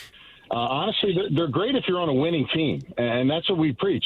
If we win and our team is good, people will turn our tape on, and they'll watch you. And regardless of your stats or what you're doing, when your moments come, take advantage of them. And when you do, man, like for me, I don't want to look for players on teams that maybe aren't winning. I want to see how they're doing it when the teams are at their best. And that's what we preach, man. And I just think that the players have been selfless. And it's difficult. You know, it's hard at times when you want to have, you know, you want to be the guy that's featured, or you want the catches, or you want the reps. We've been able to kind of really convey that message, and guys have bought in. And right now it's leading us to where we want to be, and we got to continue to do that. And if we do, I promise those individual accolades will come to these guys when we continue to win football games. Well said, Coach. Hey, go get them this weekend. Love talking to you, and we'll chat. We'll circle back next week. Love it. Appreciate you guys. Go Battlehawks. Go Battlehawks. Thank you. It's Fastlane on 101 ESPN. We were talking that about... is an interesting... Go ahead. No. Well, I was going to say, we were talking about rule changes earlier today, you know, with the NFL and trying to ban the tush push. I would actually like to see the NFL propose a rule, kind of like what the UFL has, the Super Challenge, where you can challenge anything on any play at any time. Because that first play that I was talking about, it was a 65-yard touchdown, but it was a run-pass option play, which means the offensive line... they're running the run play. They don't know if the ball is being handed off or not. And so they ran the run play, and the offensive line, they got 2 or 3 guys 3 to 5 yards down the field. That's an illegal man downfield. And that's a play, when you score that touchdown, it could be called back. So I would like, if the NFL was, I'm sure they are paying attention. They took the kickoff rule from the XFL, and they made that change. But I would like to see that implemented. I know a couple of years ago they tried something like that with the pass interference rule. But one play in a game that you feel that the referee blew it, whether it was a holding penalty or a defensive pass interference, you know, whatever it is, I would like to see that implemented in the NFL. I think the UFL has that right, because referee isn't going to make every call correct, and that could be the difference from winning or losing a game. I like the way you called the coach out on that one too, Carey. He took accountability for it. But as the leader of the team, I'm sure you felt great about it. Yeah. Well, no, I mean there are so many moving parts, but I wanted to know if they saw it and actually didn't challenge it because it's so early in the game, because there's also some strategy to it, because if they say, no, you're wrong, it's still a touchdown, and you don't have that challenge later on in the game. So maybe it's something that could be more definitive, and that may have been why they didn't challenge it. But I wanted to know. So you trying to take his job, Carey? Is that what you're trying Anthony to do? is my guy. I don't want his job. Is he, though? Yeah. I mean, that may be a conversation you have privately with him. We're talking ball, man. Anthony's a football guy. He's not soft. Not worried about that. We didn't call him soft. You know, be a soft mindset. Why are you calling me out? No, I did it. I messed up. I fast laned up, and we'll get it corrected next time. That's what men do, especially here in the fast lane. Yeah, well said, Carey. You turned that right around. Well said, Carey. Yeah, well done. Carey Davis. It ain't going so well in the Gauntlet. No, it's not. It's not, Carey. Especially when it's random. Yeah. I've been getting my butt kicked. That's okay. You're still not over it. Why should he be? How the hell am I supposed? I don't know.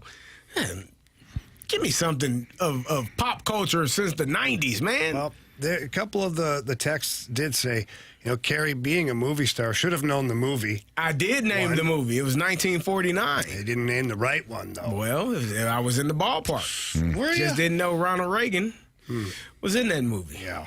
Man. That's a tough one. You know, sometimes I get twisted when I get random and I automatically mentally shut down. Yes, you know.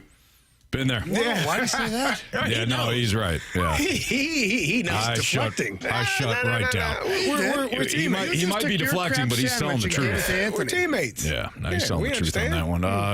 Real quickly, shout out to T-Bone, who stepped in. T-Bone. Andrew Marsh had an emergency. He sure did. And T-Bone lower body injury. Lower body injury. He came back. Marsh is coming back. He looks sweatier and lighter. Sweatier. Somehow he's lighter. back in the game. Find out. I'm back, gentlemen. Nice job. T-Bone, thank you.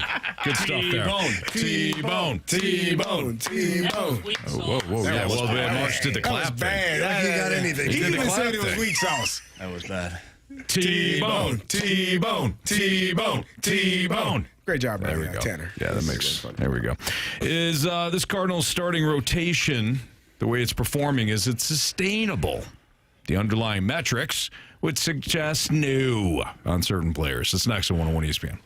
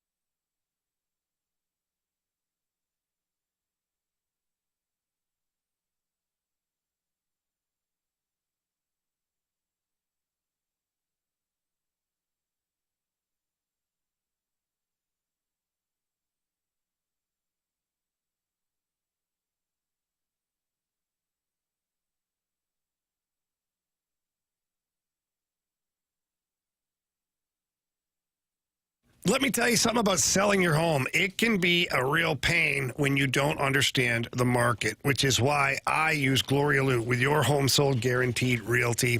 There's so many things that factor into it these days, you know, whether it's the interest rates and people qualifying or not qualifying. And then there's a different price range for each person based upon their income. So many variables. And as a home seller, you want to capture the biggest audience possible because you want your home to sell fast and for the most money.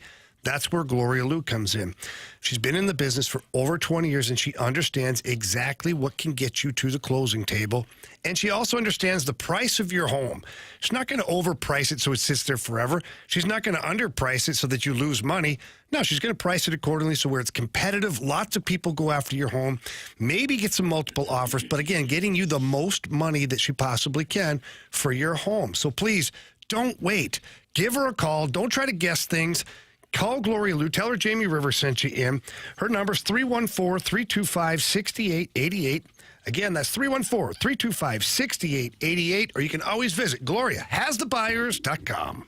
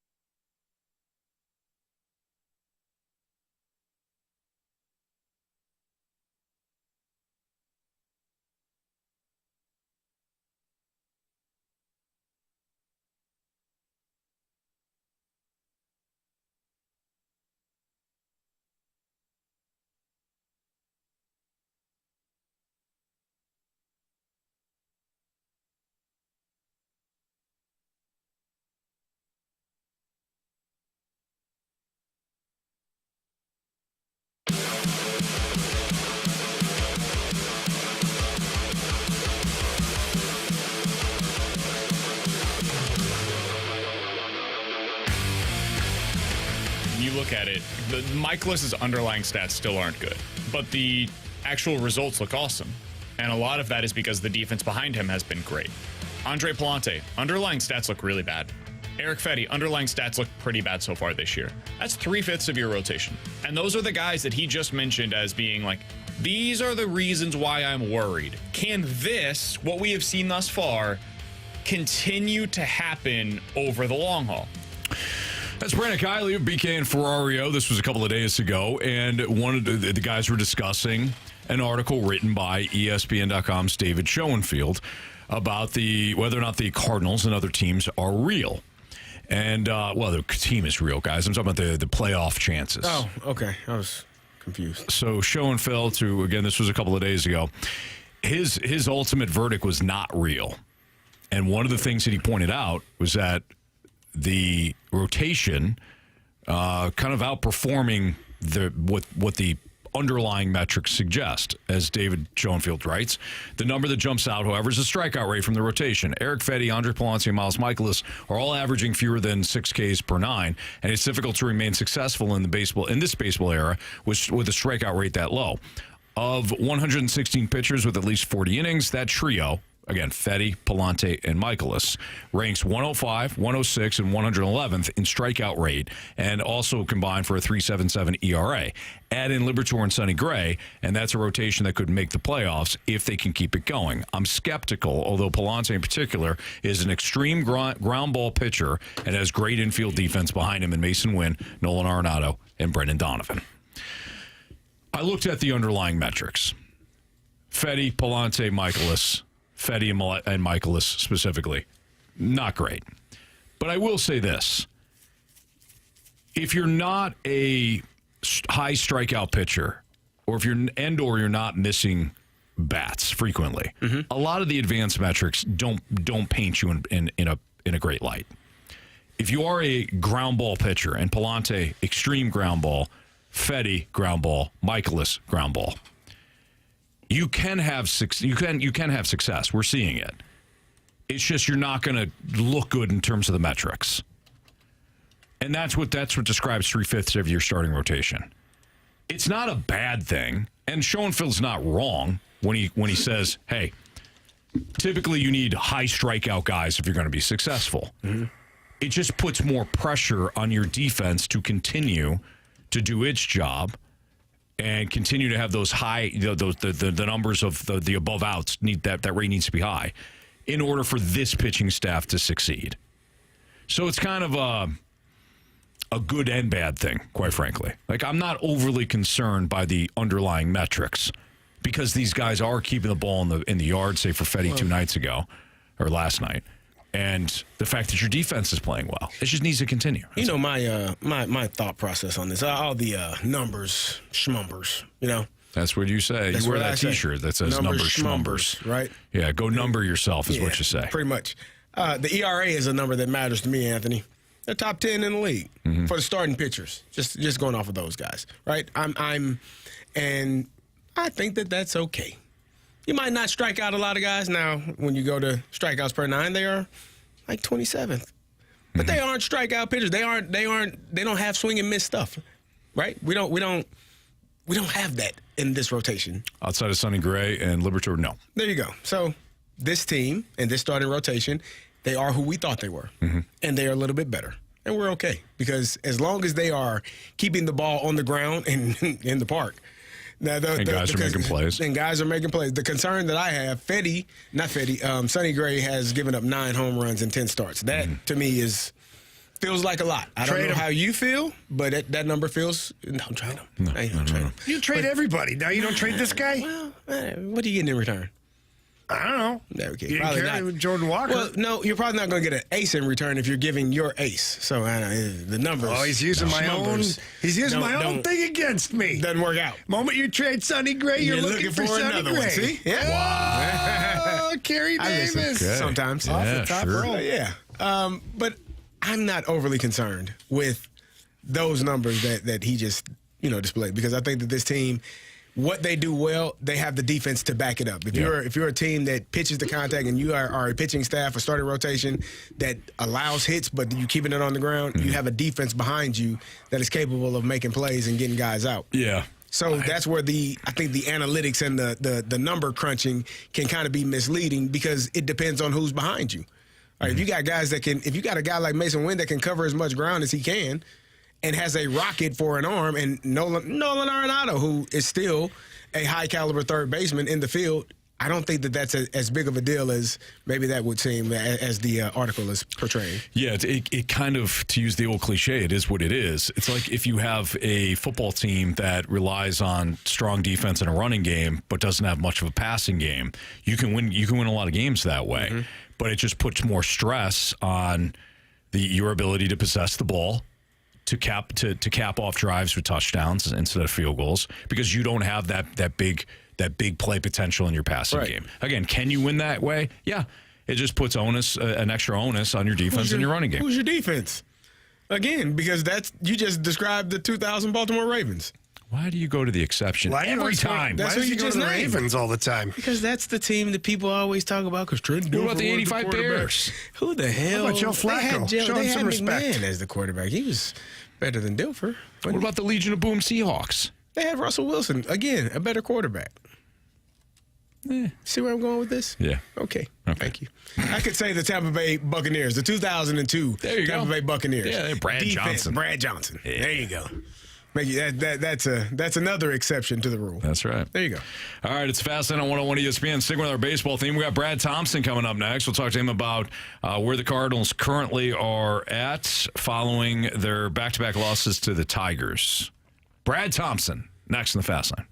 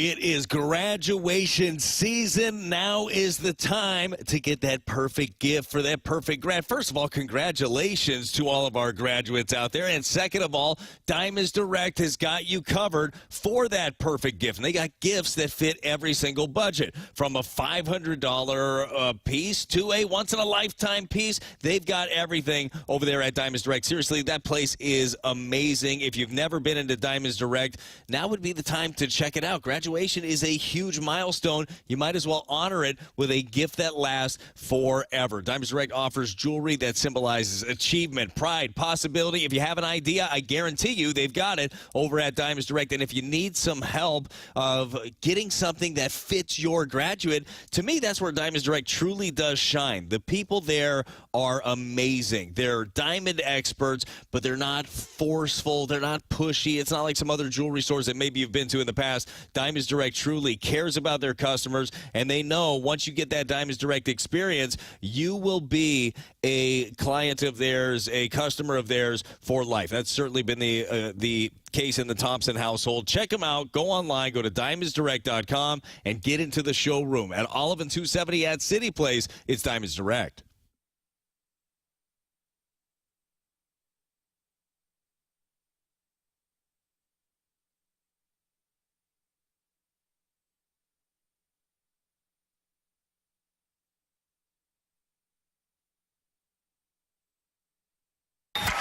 We're hanging with Brad Thompson on 101 ESPN. Hanging breaking ball from Brad Thompson. And boy, does he get a swing on it. Lift and separate and see you later. Hanging with BT is sponsored by St. Luke's, ranked top 2% in the nation for cardiac surgery by Health Grades. Visit stlukes-stl.com.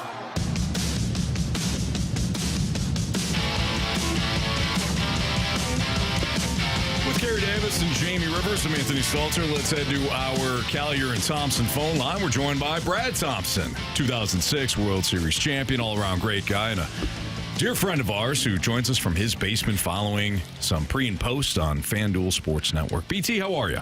I'm doing great, gentlemen. How are we doing today? Good. Yeah, I feel like we should make it more glamorous, though. Like joining us from his basement. Yeah, that sounded bad. Have you been to BT's basement? It's sensational. When you said he's joining us from his but- basement, it sounds like he's No, honestly, down there. guys, weighing in from this side, from in my basement, there was some stank on that. It was like from his basement. Like I'm in here with Cheeto fingers and it just seemed. I'll be honest, it's messy down here. The kids had a party. I'm glad you can only see up. If you look down on the ground, it's not. It deserved the stank that Anthony put on it. To be totally honest. But there's still a drink over here, too. I think it's Jameson and ginger, maybe, Anthony? The kids you sure killed had a party. during this.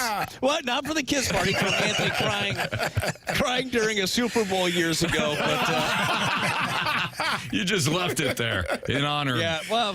Yeah, memories, man. That's the best thing that you could possibly have. Anyways, I'm sitting here in my basement. Hey, I'm basement jealous. You been to my basement? There's no walls. Might be a snake or two down Got there. a We snake. don't know. Yeah. Yeah. What? Probably. Hey, kids play with it. My It's fine. favorite was during the Stanley Cup run when you did an update or something, a blues segment from your basement. It looked like you were kidnapped by A Hannibal. hostage. I think I even opened using your line. I'm like, if it looks like I'm in a Turkish prison here, it is because I am. Send help. That was like the most viewed video for a while, just because it did look like I was in a People are prison trying to cell. put the clues together to save you. Blink twice if you're in trouble. He's doing Morse code with his blinks.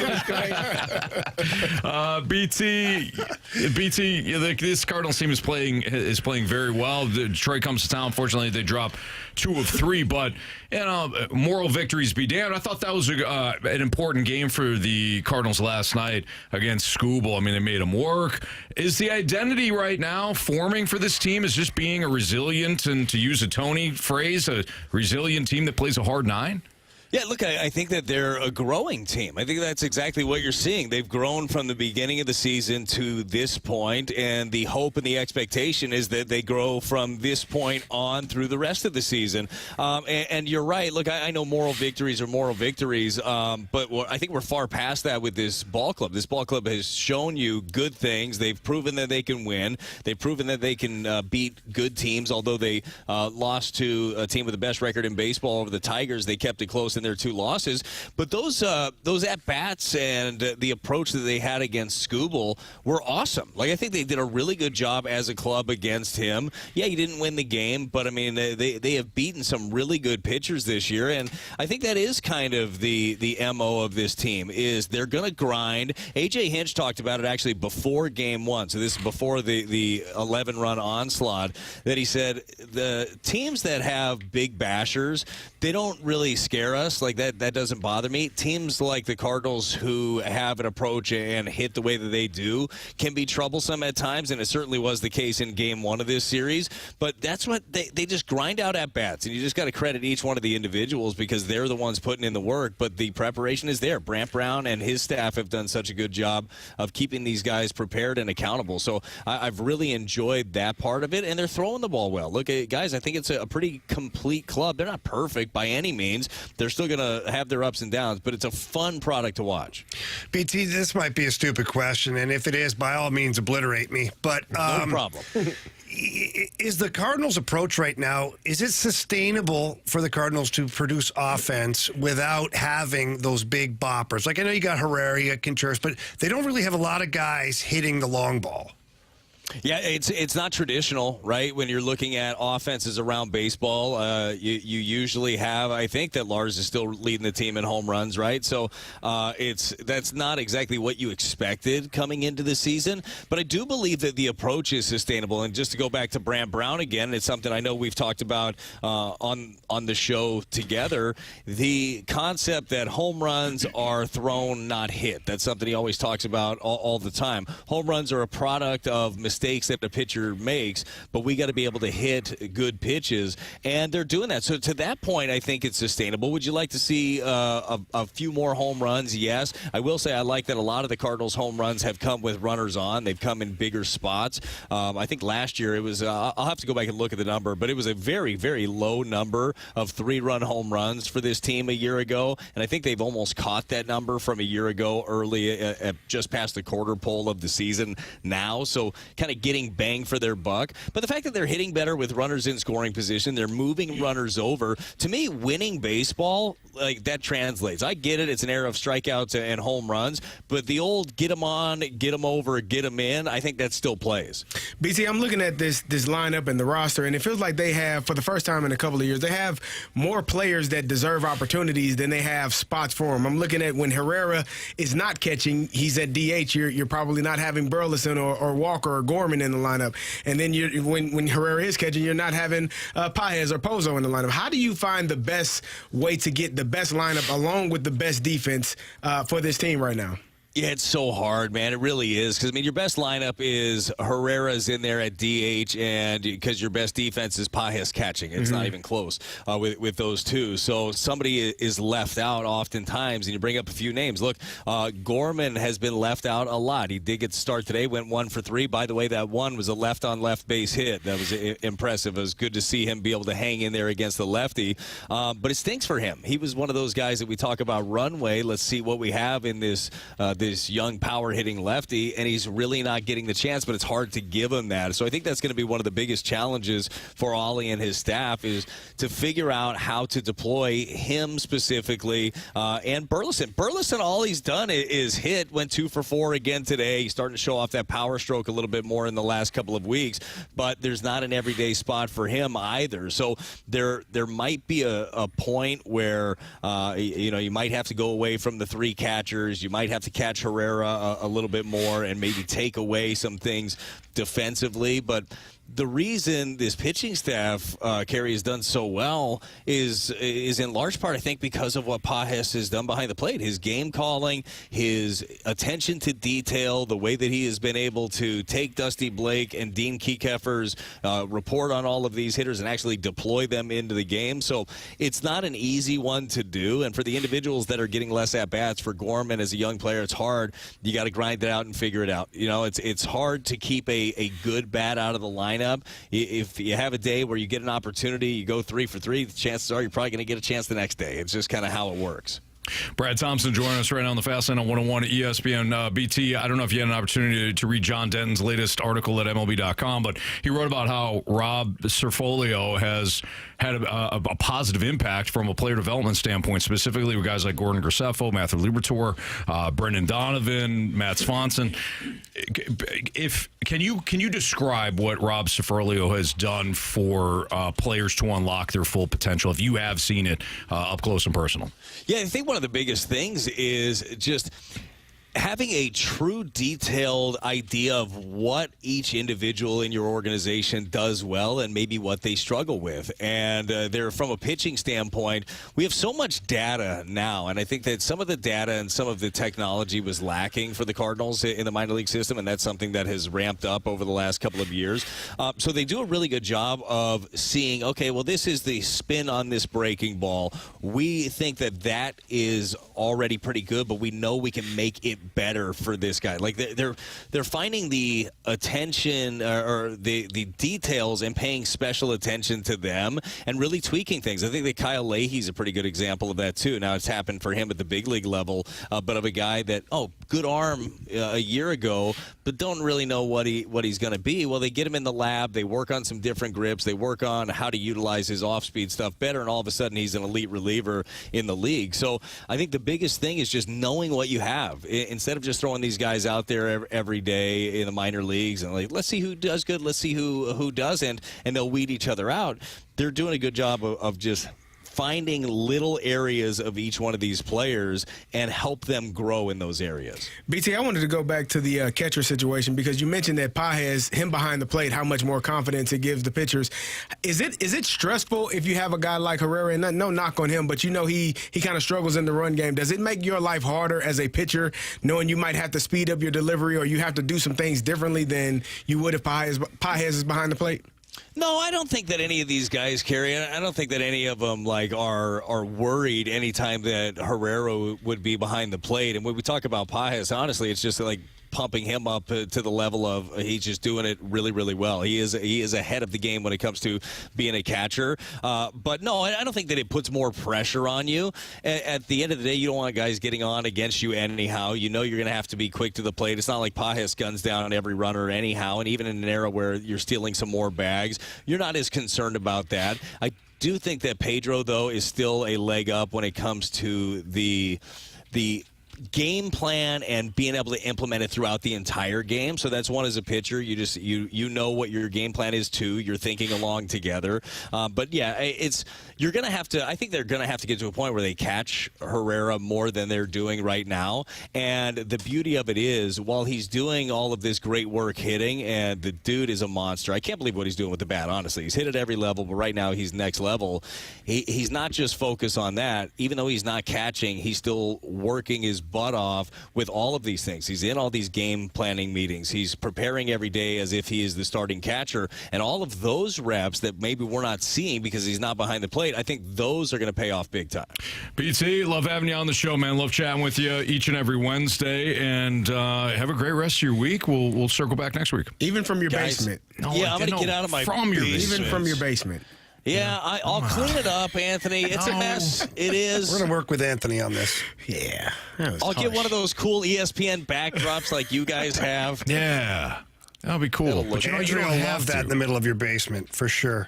She'll be fine. She's going to be fine. Yeah, it's a mess, guys. I mean, there's stuff everywhere. It's a lot going on here. Hey, yeah. You're just living your best life right now, BT. What are you going to do? That's all that matters. All right, pal. Love you, man. We'll see you next week. All right, love you guys. See ya. That's Brad Thompson here on 101 ESPN. You know, I said it fine. It's not like I called out the coach of the Battlehawks for not catching a... He's deflecting now. That is deflection, Adam. Yeah, I've never seen it. He's totally deflecting. Yeah. That's how you feel? Huh? I attack you, you attack me. Yep. That's how we do it, really. That's right. You're not wrong, actually. It's just what he said, Brad Thompson from his basement. No, I said Brad Thompson from his basement. Oh, come on. It's like, bro, how about just Brad Thompson from his home studio?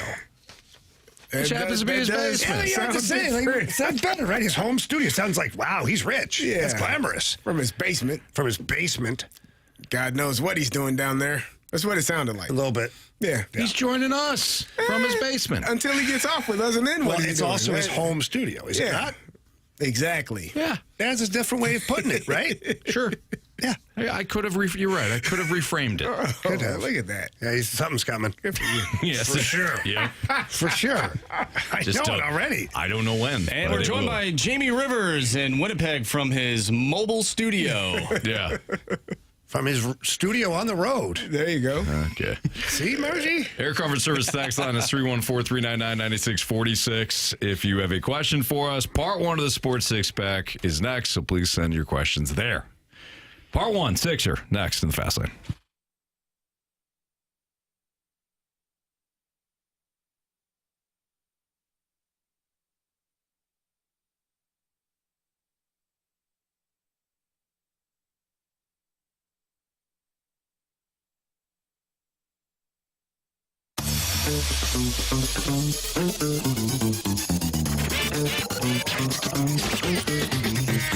Johnny Londoff and Londoff Chevrolet.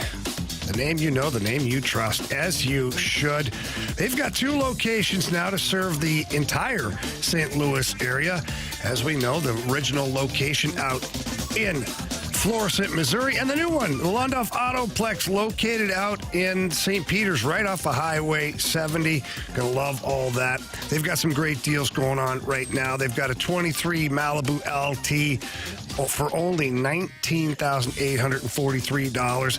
How about the Impala Premier? One owner, only $12,990. 2010 Camaro, $10,995. Those are the pre-owned ones. They've got lots of brand new inventory as well. And one thing that I can tell you, and you know this too, is if you trade in a vehicle with Londoff Chevrolet, you're going to get the most cash, and that is the Londoff guarantee. So please stop by either location. Tell them Jamie Rivers sent you in. They love hearing that. And if you can't get there in person and you don't remember those deals I just talked to you about, visit them online. All the information is right there at londoff.com or londoffautoplex.com. Are you kidding me? Johnny Londoff Chevrolet.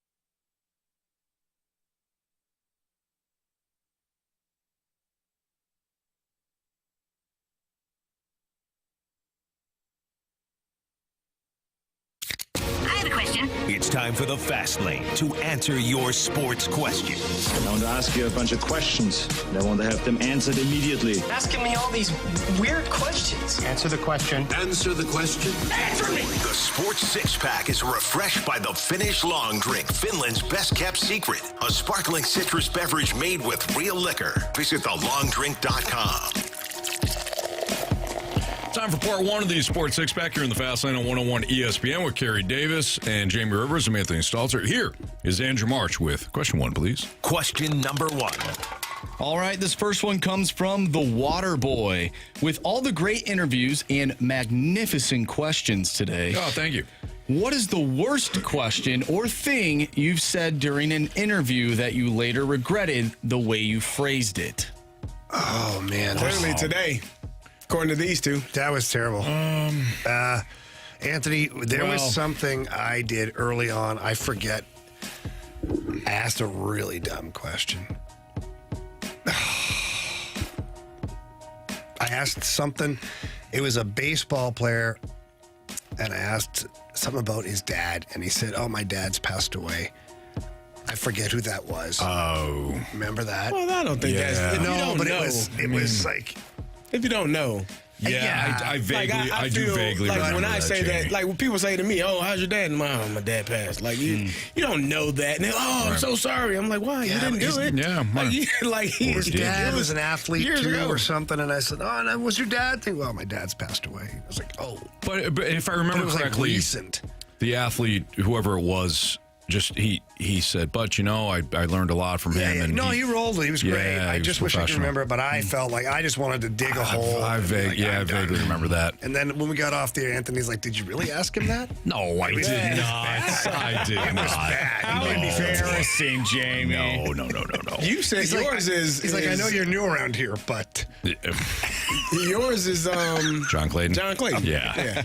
When you asked the exact same question that BT had just asked. I mean, same damn question. Normally, that's what is embarrassing. Like if you don't hear the question, because sometimes we do zone out and we so focus on what we're gonna ask, and you may miss the question that Jamie asked or that I asked, and you're just like, so, and then you just asked that, didn't you? There's that like, was dumb. There's like no excuse for it, but there are reasons, if that makes sense. Yeah. Like there's Well, no sometimes excuse you're for me. researching what you're going to ask, so you're like, kind of.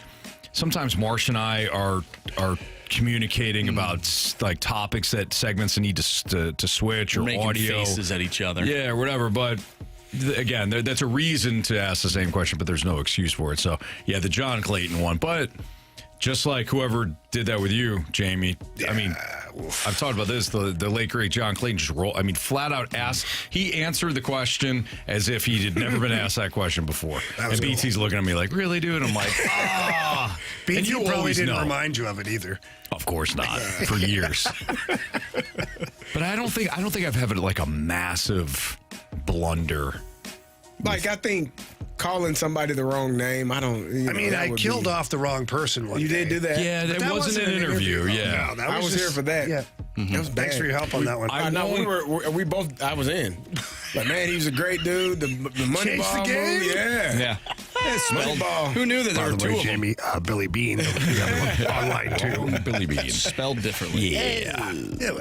I'll say this. Alex Ferrario, who has shared this on air, he has ask Alex. He's got a dynamite one. Bad. It's terrible. It's bad. It's real Really? bad. It's terrible. Yeah. Alex, you got to tell that tomorrow. Oh, it was. Well, I kind of want to know now. I want to know too. Is it the Ryan Braun one? No, it's worse. No, because that wasn't his fault. That's the Lou Brock. Mm-hmm. Yeah. What happened? Just tell it. The Brock umbrella? Alex was working for the Cardinals radio network. He was young, very young. One of his first assignments, somebody told him, "Hey, go chat with Bob Gibson." Oh. So he goes, he does the whole interview. The whole interview. He does the entire interview. Great interview, by the way. And Bob Gibson looks at him and says, "Son, nice work." He goes, I'm Bob Gibson, though. No, he says, "I'm Lou Brock." I'm Lou Brock, not Bob Gibson. Had it been the other way around, Bob Gibson would have probably punched Alex. I'm Lou Brock, not Bob. So he called him Bob Gibson the entire interview. What was he talking about? Pitching? was he? I don't know. I don't know. Alex will have to tell the story. I need to hear this story. Oh, I'm sorry. I feel for Alex, man. But that's credit to Lou Brock to how great of a totally. man that is. He handled that. Have you all ever seen the James Harrison? That one of my former teammates. He just kind of eviscerated the guy that was interviewing him. No. There was an interview where the guy was like, "So tell us about your draft day." He said, "You don't know me, do you? You don't know. You don't know I've seen that. Yeah. I've never been drafted. He's like, I wasn't drafted. I didn't go to the combine. Like it becomes really uncomfortable for the interviewer. It's pretty funny. Yeah, that's oh man. Not that James isn't a great guy. He's but bad bleep crazy. I never mind when a player or coach does that. It's a good thing you bleeped out the right word. Yeah, I almost said the wrong word. Yeah, Carey. Who would do that? Jamie self-edited the wrong word. The wrong word and said the bad word. Yeah. What the hell is going on right now? All right, we will continue our sports six-pack since that went a little long. We will. Great question, Waterboy. We will continue our sports six-pack next on 101 ESPN.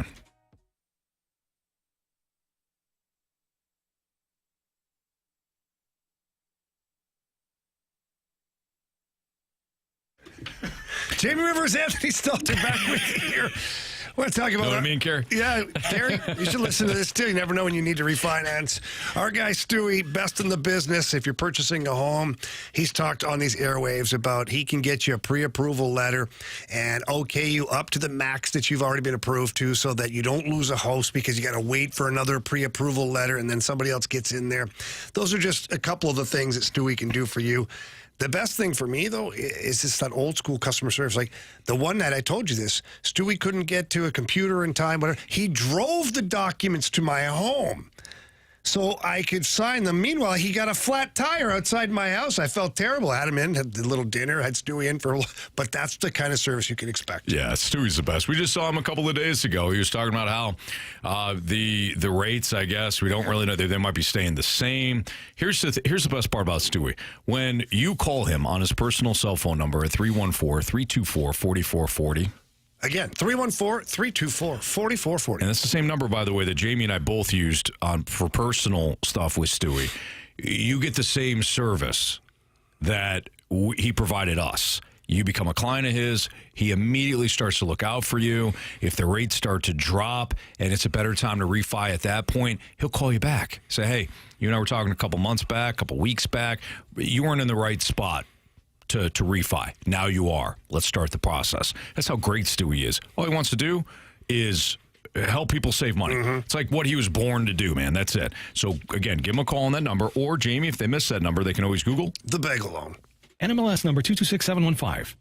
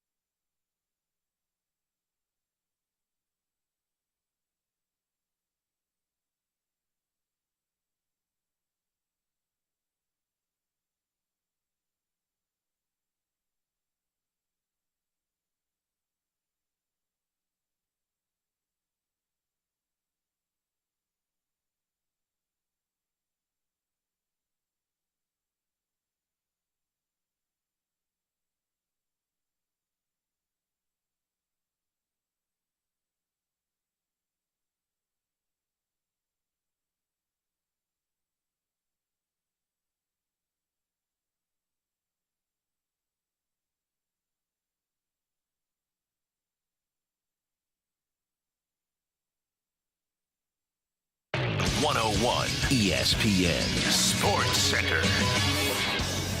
I'm Andrew Marsh. It's time for a Sports Center update brought to you by Saliga Heating and Cooling. The Cardinals fall to the Tigers today by a final score of 5-1. They'll be off tomorrow, but then take on the Arizona Diamondbacks on Friday, and first pitch will be at 7:15. If you missed anything from today's show, including our interviews with Battlehawks head coach Anthony Becht and Brad Thompson, make sure you go to 101ESPN.com or check out the free Dobbs Tire and Auto Center's 101 ESPN mobile app. Just head to the podcast page. You'll find all of our interviews and full shows there. And it's all brought to you by the Schaefer Door Company.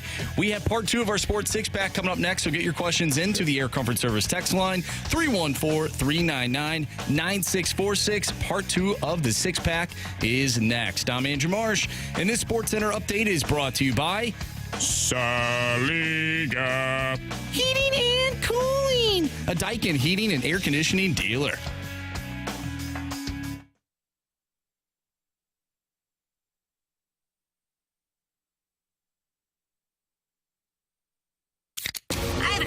It's time for the Fast Lane to answer your sports questions. I want to ask you a bunch of questions, and I want to have them answered immediately. Asking me all these weird questions. Answer the question. Answer the question. Answer me! The Sports Six-Pack is refreshed by the Finnish Long Drink, Finland's best-kept secret. A sparkling citrus beverage made with real liquor. Visit thelongdrink.com. Part 2 of the Sports Six-Pack is now. Marshy, question 2, please. Question number 2. All right, from Polly Walnuts.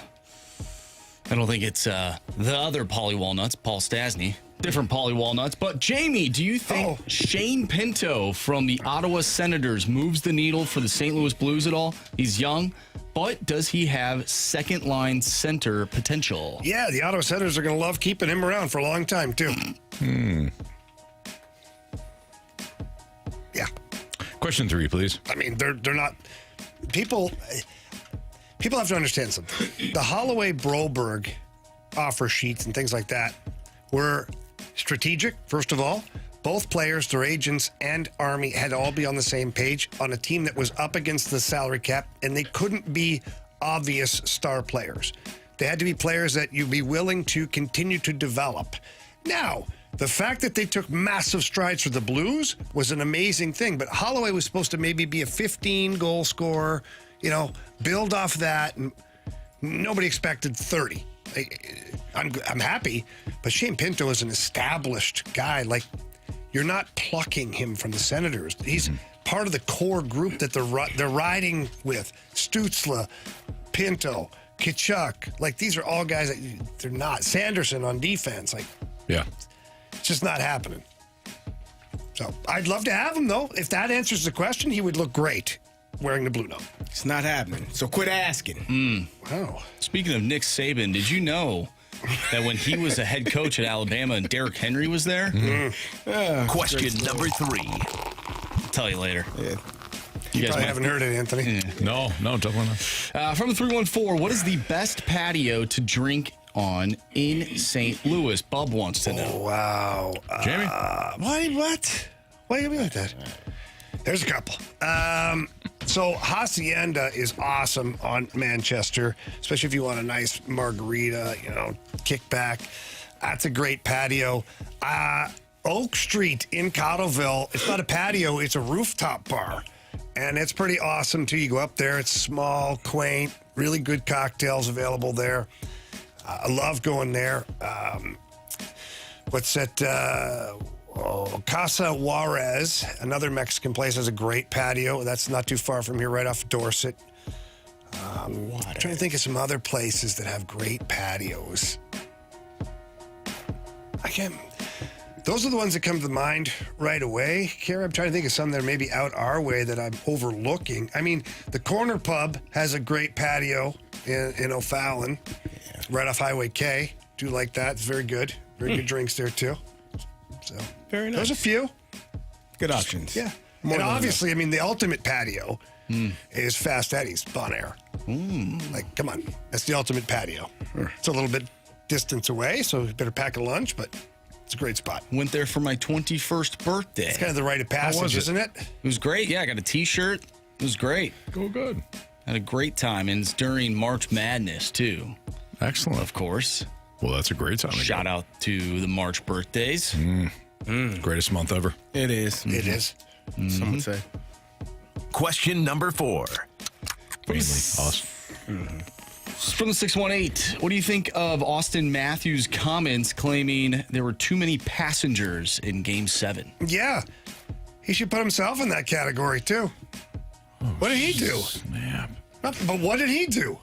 He laced them up. But no, Carey, Anthony, Marshy, if you're part of a team and your highest paid player, most prolific scorer, all of these things, does nothing in Game 7, and then says, oh, there are just too many passengers in Game 7.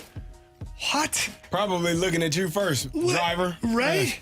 Where did you lead us to? Like, had he scored 2 goals that game, and you'd be like, okay, you know what? Yeah, some passengers. But he did nothing. Right. So just no. I still want, even if he did score 2 goals, like you're the captain. As a leader, you don't. Saying there's too many passengers, you're throwing your teammates under the bus. Totally agree. That's something he can say to the GM. If he wants to change the culture of the team or change players, like say it in the exit meeting. Say, hey, look, man, I just felt like we didn't get enough out of this guy. I can tell you in the room he wasn't taking it seriously. Right. You know, whatever it is, like.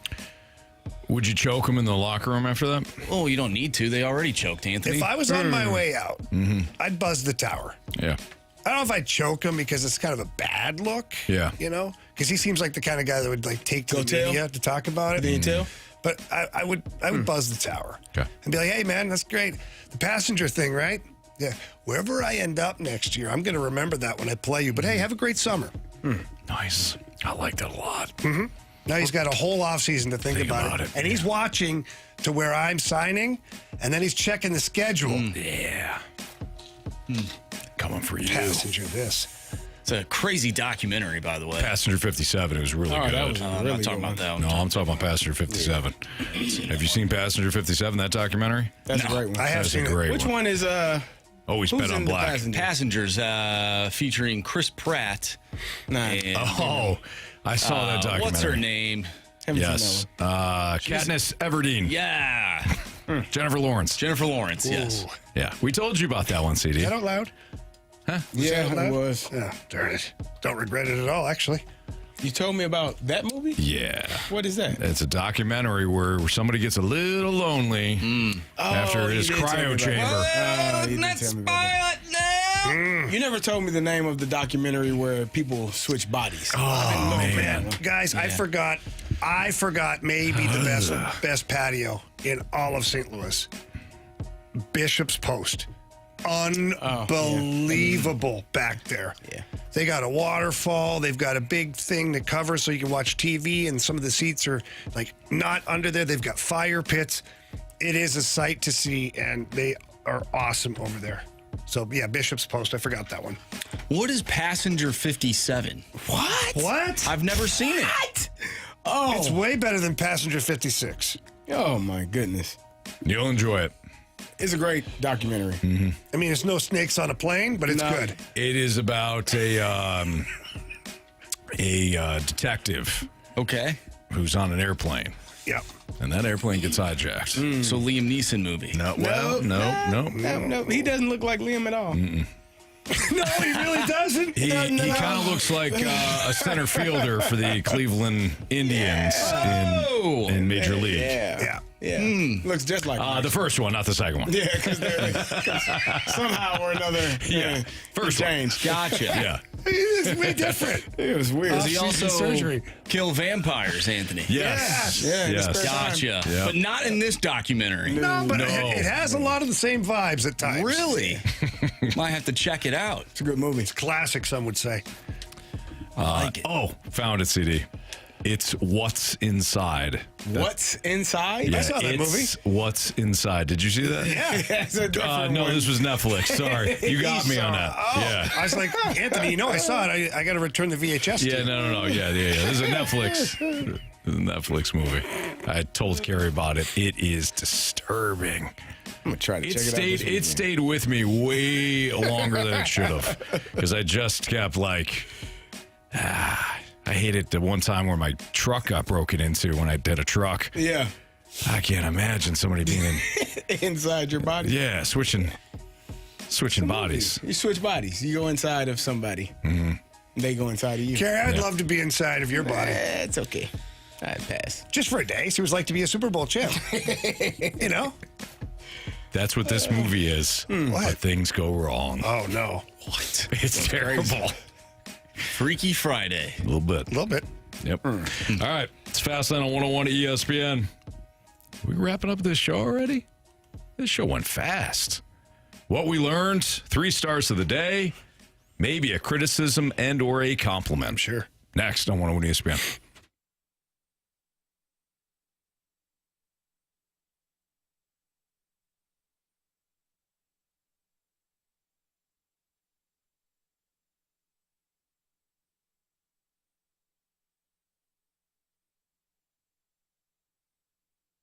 We all have those friends that after a game is over, they're like, yep, knew that player was going to go off. Oh, yeah, I knew that matchup was terrible for so-and-so. I knew that they wouldn't score a whole bunch of points. Well, why don't you play Underdog Fantasy if you're that good? Then go to Underdog Fantasy. You get paid for your hunches. And at Underdog, they're the leading place to make all your sports selections. You can play now in our state of Missouri. Millions of fans have already won billions making plays on Underdog. To play, all you have to do, download the app, choose whether or not a player will go higher or lower on one of their stats. So this includes, for basketball, things like points, assists, rebounds. For baseball, things like hits, RBIs, runs, or, for pitchers, strikeouts. If you want to do hockey, you can do hockey. Heck, you could do... you could have a play where you have one NBA player, one NHL player, one MLB player. You don't have to stick with the same league. You don't have to stick with the same game.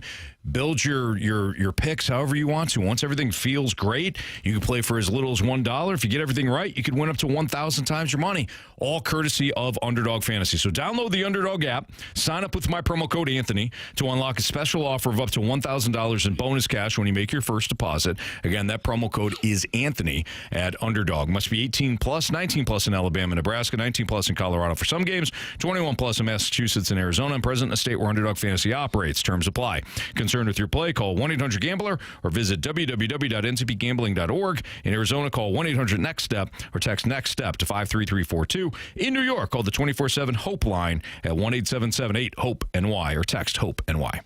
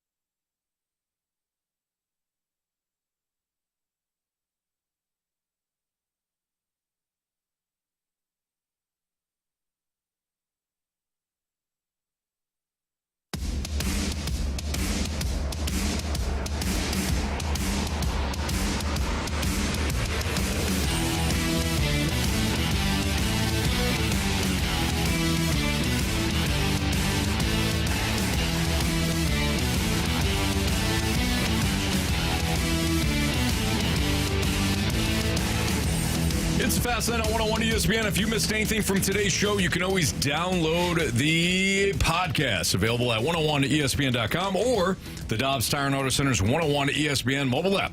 Podcast always brought to you by Shave Door Company. Time to find out what everybody learned today, starting with Andrew Marsh. Oh, wow. What did I learn today? I learned that you can't just do an interview in your basement, right? Yeah. Apparently, you have to... It's frowned upon. You can't, right? You have to be in the studio. Otherwise, some people will point it out. Yeah, shame you. Yeah, definitely shame you. Yeah. Yeah. It's a shame. Carey, what'd you learn? I learned that asking good interview questions is frowned upon by some people in the studio. They say it's not a good question. That was a great question. Yeah. Sewered him. Wow. Way to go after him. Like, I'm going to What did you say? Because obviously I was away for a couple minutes. That's right. You Had a were lower body injury. Had a lower body injury for a little bit of time. Yeah. So it was about minute to minute. The opening drive for the Birmingham Stallions, they threw a 65-yard touchdown pass, and there were 2 or 3 offensive linemen downfield 3 to 5 yards, which we all know is illegal. And I asked Coach, well, did you not want to challenge it because it was early in the game and you wanted to save did you miss it? your challenge? Yes, of course. For later. Of course. And he said, no, that's on me. We missed it. It was awkward. It wasn't awkward. It was awkward. A question that the people wanted to know. It could have been strategic. You don't want to challenge it, and that's a gray area. Maybe the referee says, nah, he's fine. He's within the rules. And then you waste your challenge there, right? So it was a strategic thing. I wanted to know, was it strategic, or did you just not want to, did you miss it? And he gave us the answer. Details, but you two, details matter. Especially in an investigation. Especially in a football game, apparently. Exactly. These guys. Especially when your former teammate calls you out. Jeez. Come on. Jamie, what'd you learn? I learned that it's super easy to acquire other teams' franchise players around the NHL. Just ask. Just ask. Just tell them, say, hey, take my trash and give me your gold. Please. Yeah. Thank you. That's probably been done before. Yeah. It wouldn't. Yeah, it's not the Rockies here. Come on. Yeah. I learned don't get anything wrong in the gauntlet or Jamie will shame you. Nah, no, Mighty Joe Young. Like there was only one Mighty Joe Young ever created in life. You know, who the hell knows Bob's Bonanzas? You looked right at me too. What was the name of the movie? No, hang on, Carey. Hang on. Carey Davis said, Mighty Joe Young. That's the only I one was I sitting knew. here, and I looked over at Anthony. Anthony looked at me here. You did the same damn thing. That was Marsh. You got your white face too. You got your white guys confused. Monkey business confused with risky business. Yeah, You know? it happens. No, it wasn't that one. Right. Trying to throw me under the bus when you're right there driving it with me. I was not that. You're right I was there. not driving that bus. You thought the same thing? No, Because I know I did that not. look. I've been around you for a lot of years. Okay. Marshy? All right, 3 stars of the day. It's time for the Fast Lane's Mighty Joe 3 Young, stars busted of a the comment. day. You're right, Walrus Presented King. by I didn't even hear Circus that Sports part. Illinois. Sports betting Joe the versus way it the should be. Yes. All right, 3rd star of the day goes out to the Boomers. Yeah. Right. Yeah, go Boomers. Yeah. 2nd star of the day goes out to Mighty Joe Young. Mighty Joe Young. Yes. And our 1st star of the day goes out to BT's Basement. That's right. I thought we were going good. Yeah. Good to hear. Even if some people don't like it. Right, Anthony? I literally just described where he was at. That's the way he did it. Yeah. From his basement. Man. From his basement. I said, BT, join us from his basement. No. Nah, No, it wasn't like not that. like that. No. You guys can't hear Nah, What? We heard or it fine. listen. This is bad here. You guys can't hear or listen. Which one? Yes. True. All right, we got Hurricanes Panthers game 2 for you tomorrow night. We've got instant replay for you right now from 6 to 6:30, following by all kinds of great programs, I'm sure. For Andrew Marsh, for Carey Davis, for Jamie Rivers, and Anthony Stalter. See you.